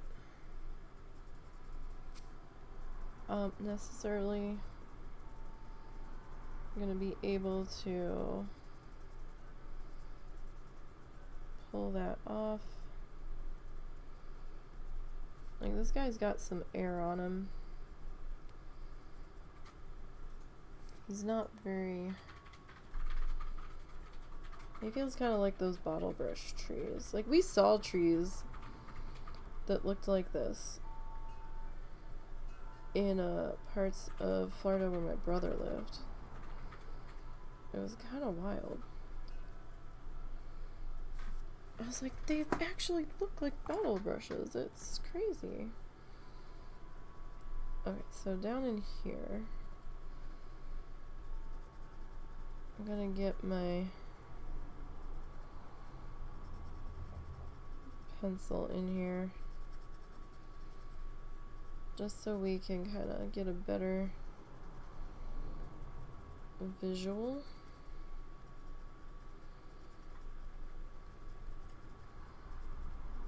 For what I need to do here, because I'm starting to push really hard, and like this is transferring to that, so we're done with that sketch, but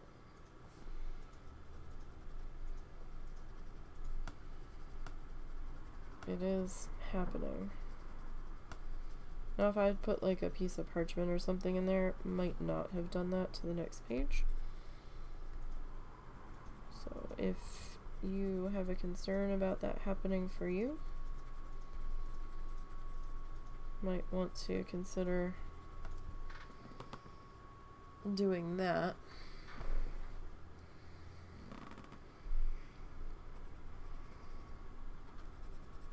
Gosh, yeah, I totally overestimated how much time this was gonna take. I was starting to think, oh yeah, no, we'll be done.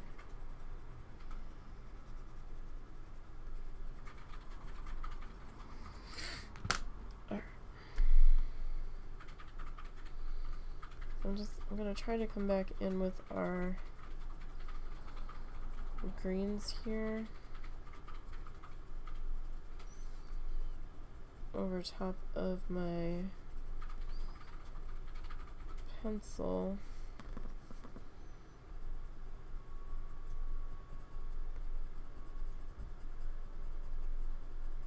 Just to try to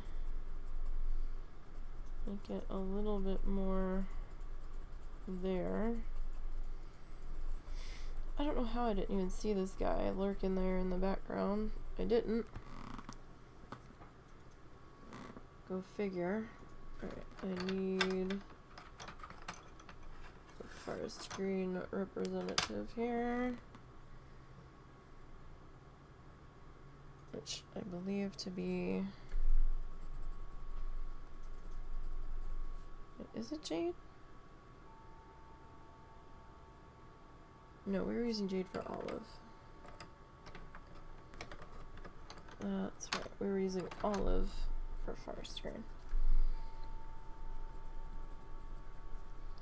Because that's how we do. So this has to kind of come in over top. Well, I'm not so certain it's really even laying down anything.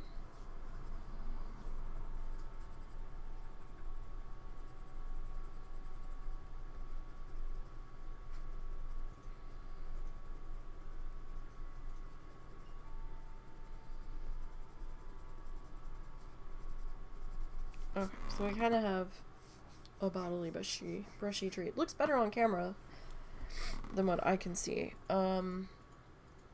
We also have a tree hanging out over here.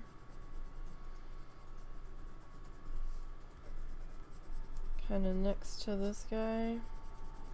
It's kind of lurking in the background here. So, far left tree. Okay, so that's gonna be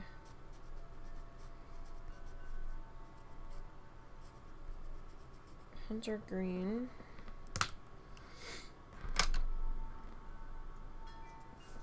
As well. Now, a lot of this, you know, we would have known if we were doing the tutorial as it was happening, but for the test or the layout idea, I just kind of grab the end image and run with that. Alright, so let's do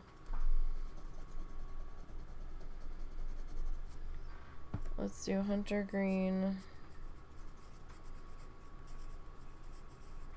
light green combo here. And we're gonna see all the stuff that was already there underneath of it.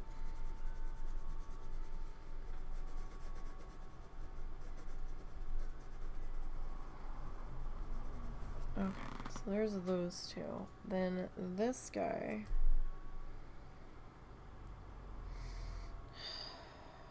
What are you?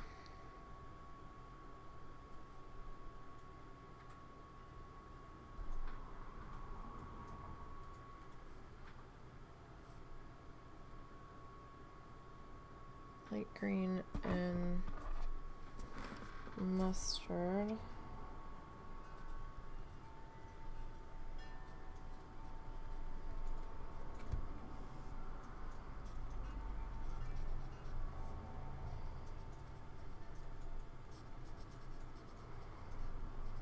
Okay, which mustard is that? Big twist. Alright, so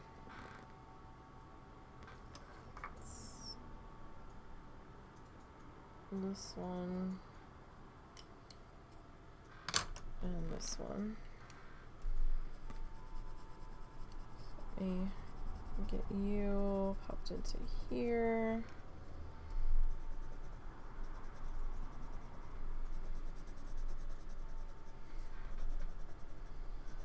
So this will be sitting in front of this big ash tree in the background.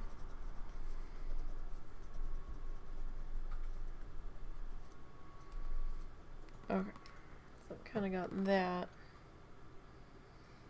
And then... Did I put you back? I did.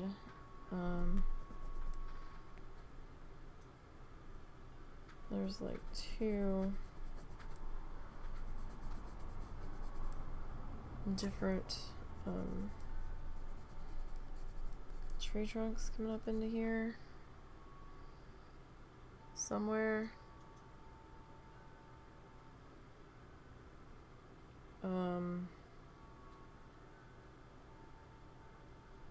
I don't know what color to make you. Do I want to leave out that tree trunk?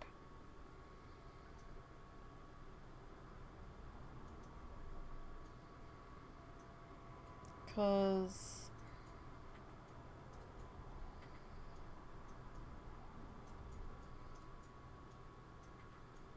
that's starting to layer a lot of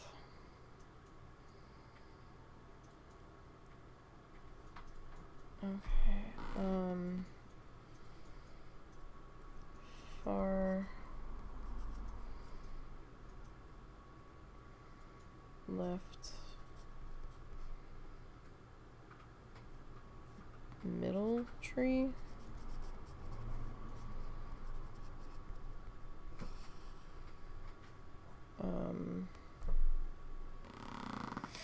How about we go grass green,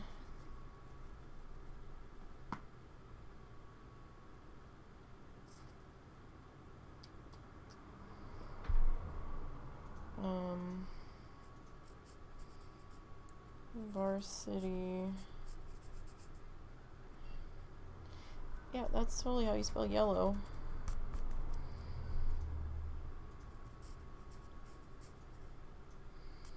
Don't mind me, I'm just spelling yellow L-L-E-O-Y. So that's how we spell yellow.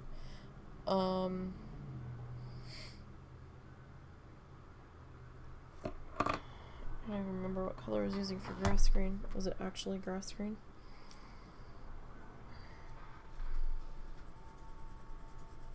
So then these 2 guys are just kind of swirly bits. I know I kind of went off of that. Not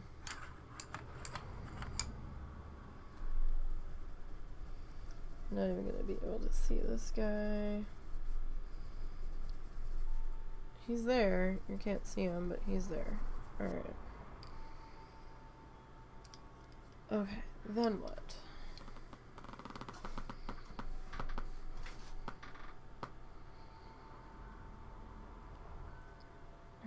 Alright.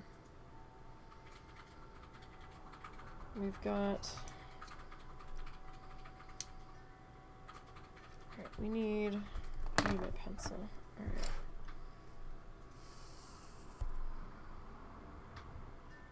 So...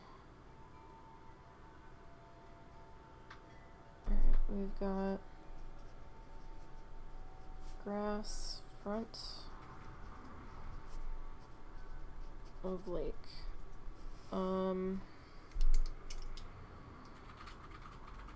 So this is gonna be a combination of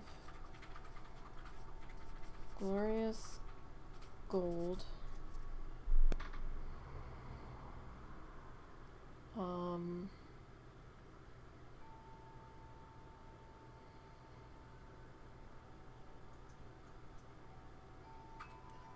forest green,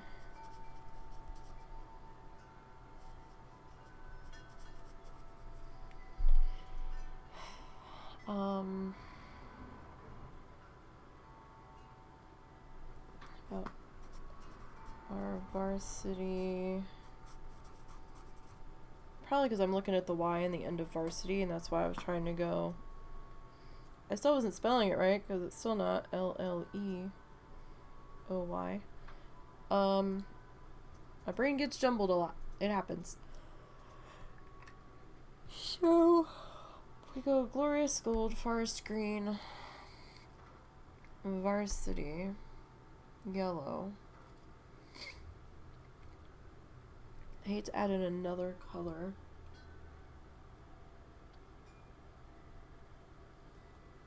But I'm thinking maybe we add in a little bit of our rust too. Because there's like some orangey reddish happening in there. Completely forgot the W on the end. And then our rusty color. So, and then we have far left forward tree, I guess we'll call it.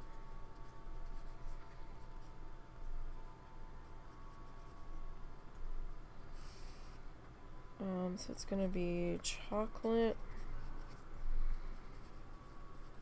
brown for the trunk, right?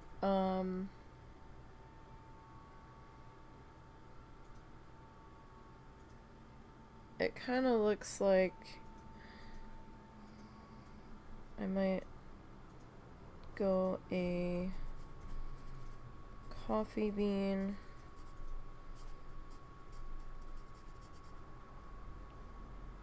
highlight. They're both dark, but there's a slightly lighter brown on there. And then our leaves, let's go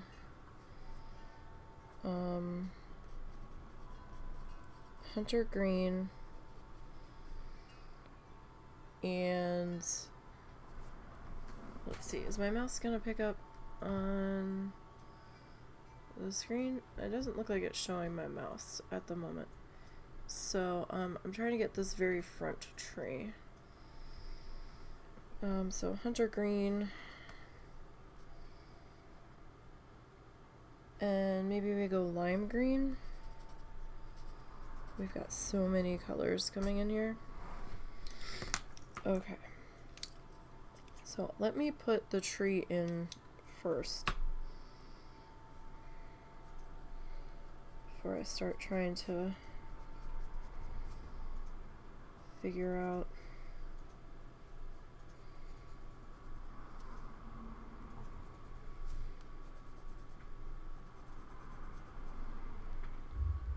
Alright, so that actually does come up to about here.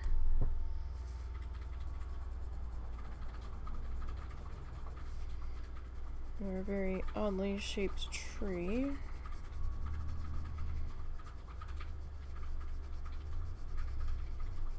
I need to make him thick enough down here to support himself, though. Oh, but he also kind of branches off a little bit here. And we've got like another little trunky guy kind of coming up to here. We kind of have some branchy guys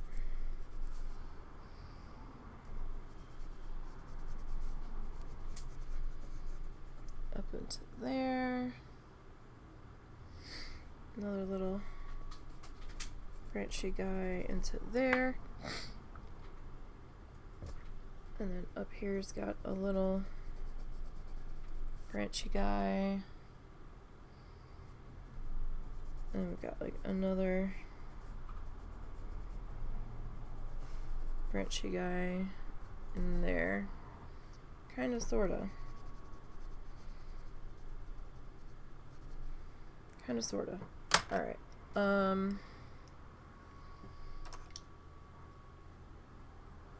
Alright, so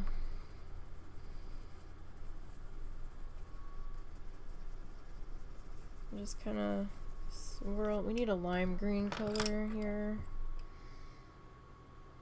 Palm leaf. Good enough.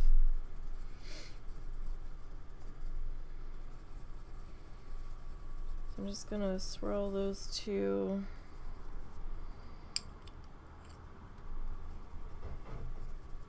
together a bit in here.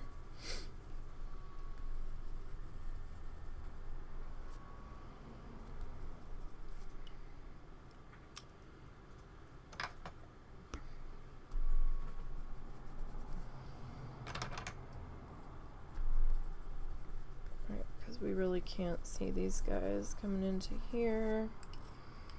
Alright, where's my other? How far down? Okay, so it's kind of like just sitting on the tops of these branchy guys, basically.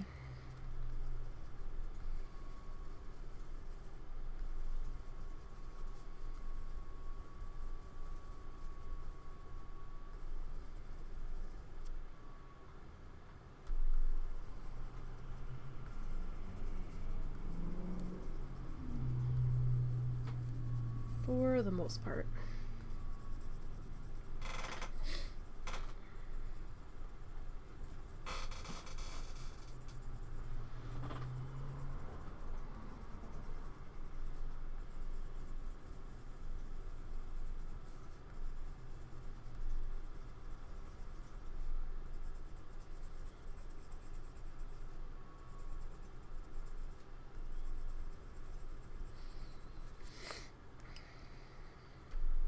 Okay.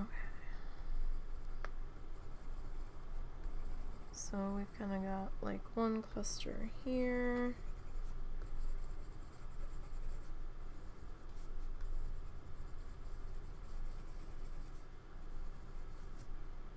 This cluster. I'll probably make a little bit bigger.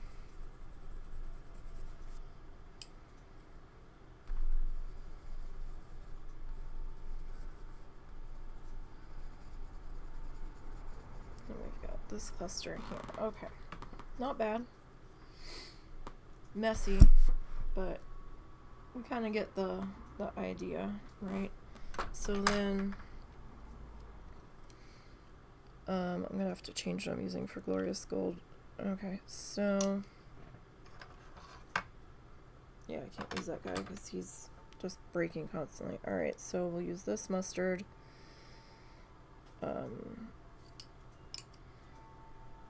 Our varsity yellow.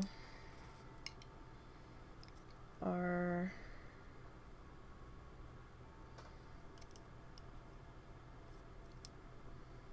what do I do with it? There it is. Our olivey green for our forest green. 1, 2, 3, 4. 1, 2, 3. Oh, and we need a rust color. We haven't needed that till now.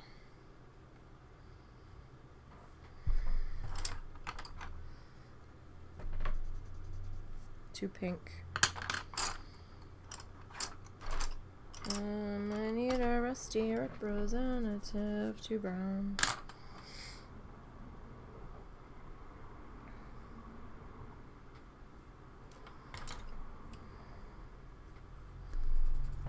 Two brown. Those browns look identical.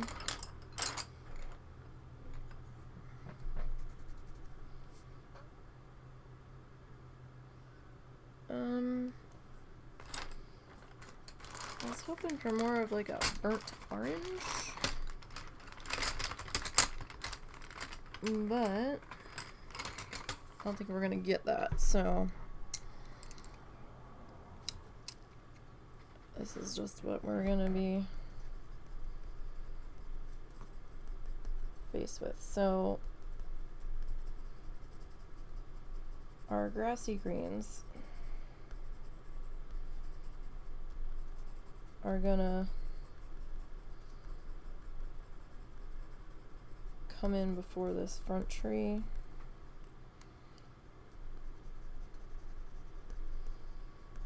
Like, I'm gonna do ours a little bit differently.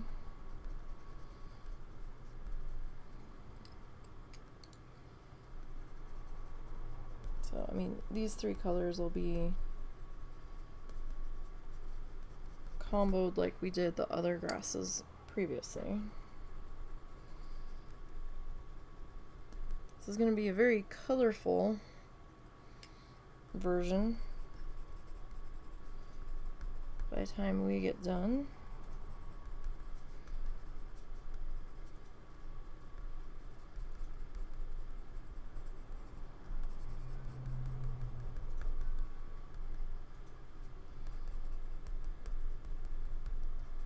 That's for certain.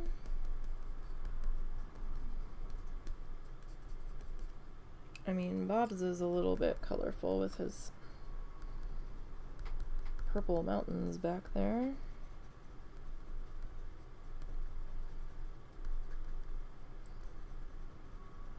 Part of me would love, absolutely love to see what the hell he used as his references for a lot of these. Like, he talks about where you can find references. That's a whole different ball game nowadays, though. But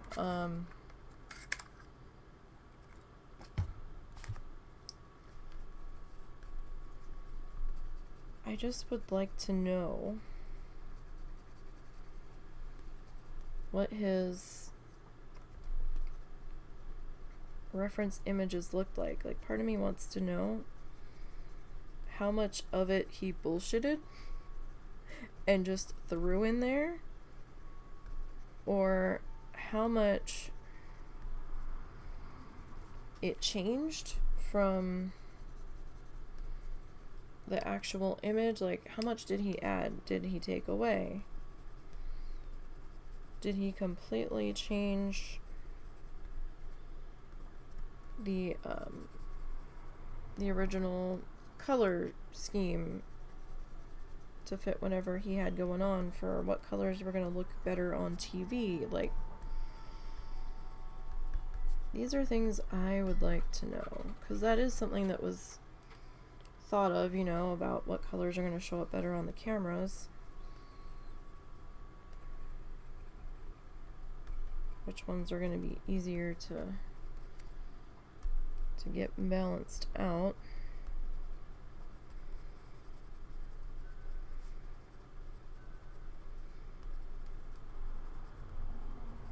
So I think we can pull this one off.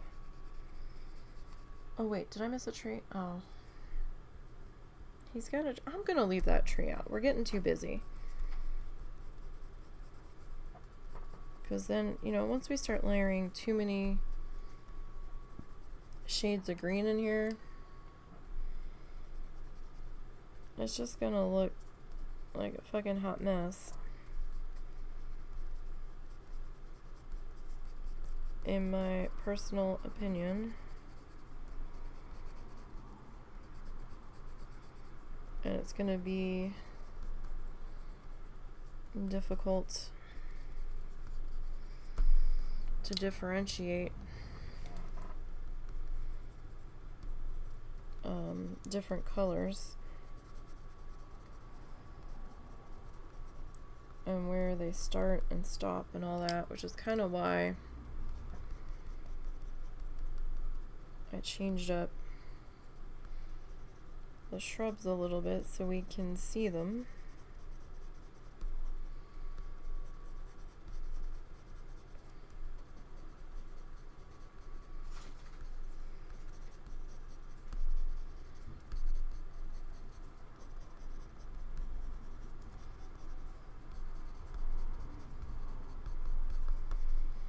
So I'm just kind of putting in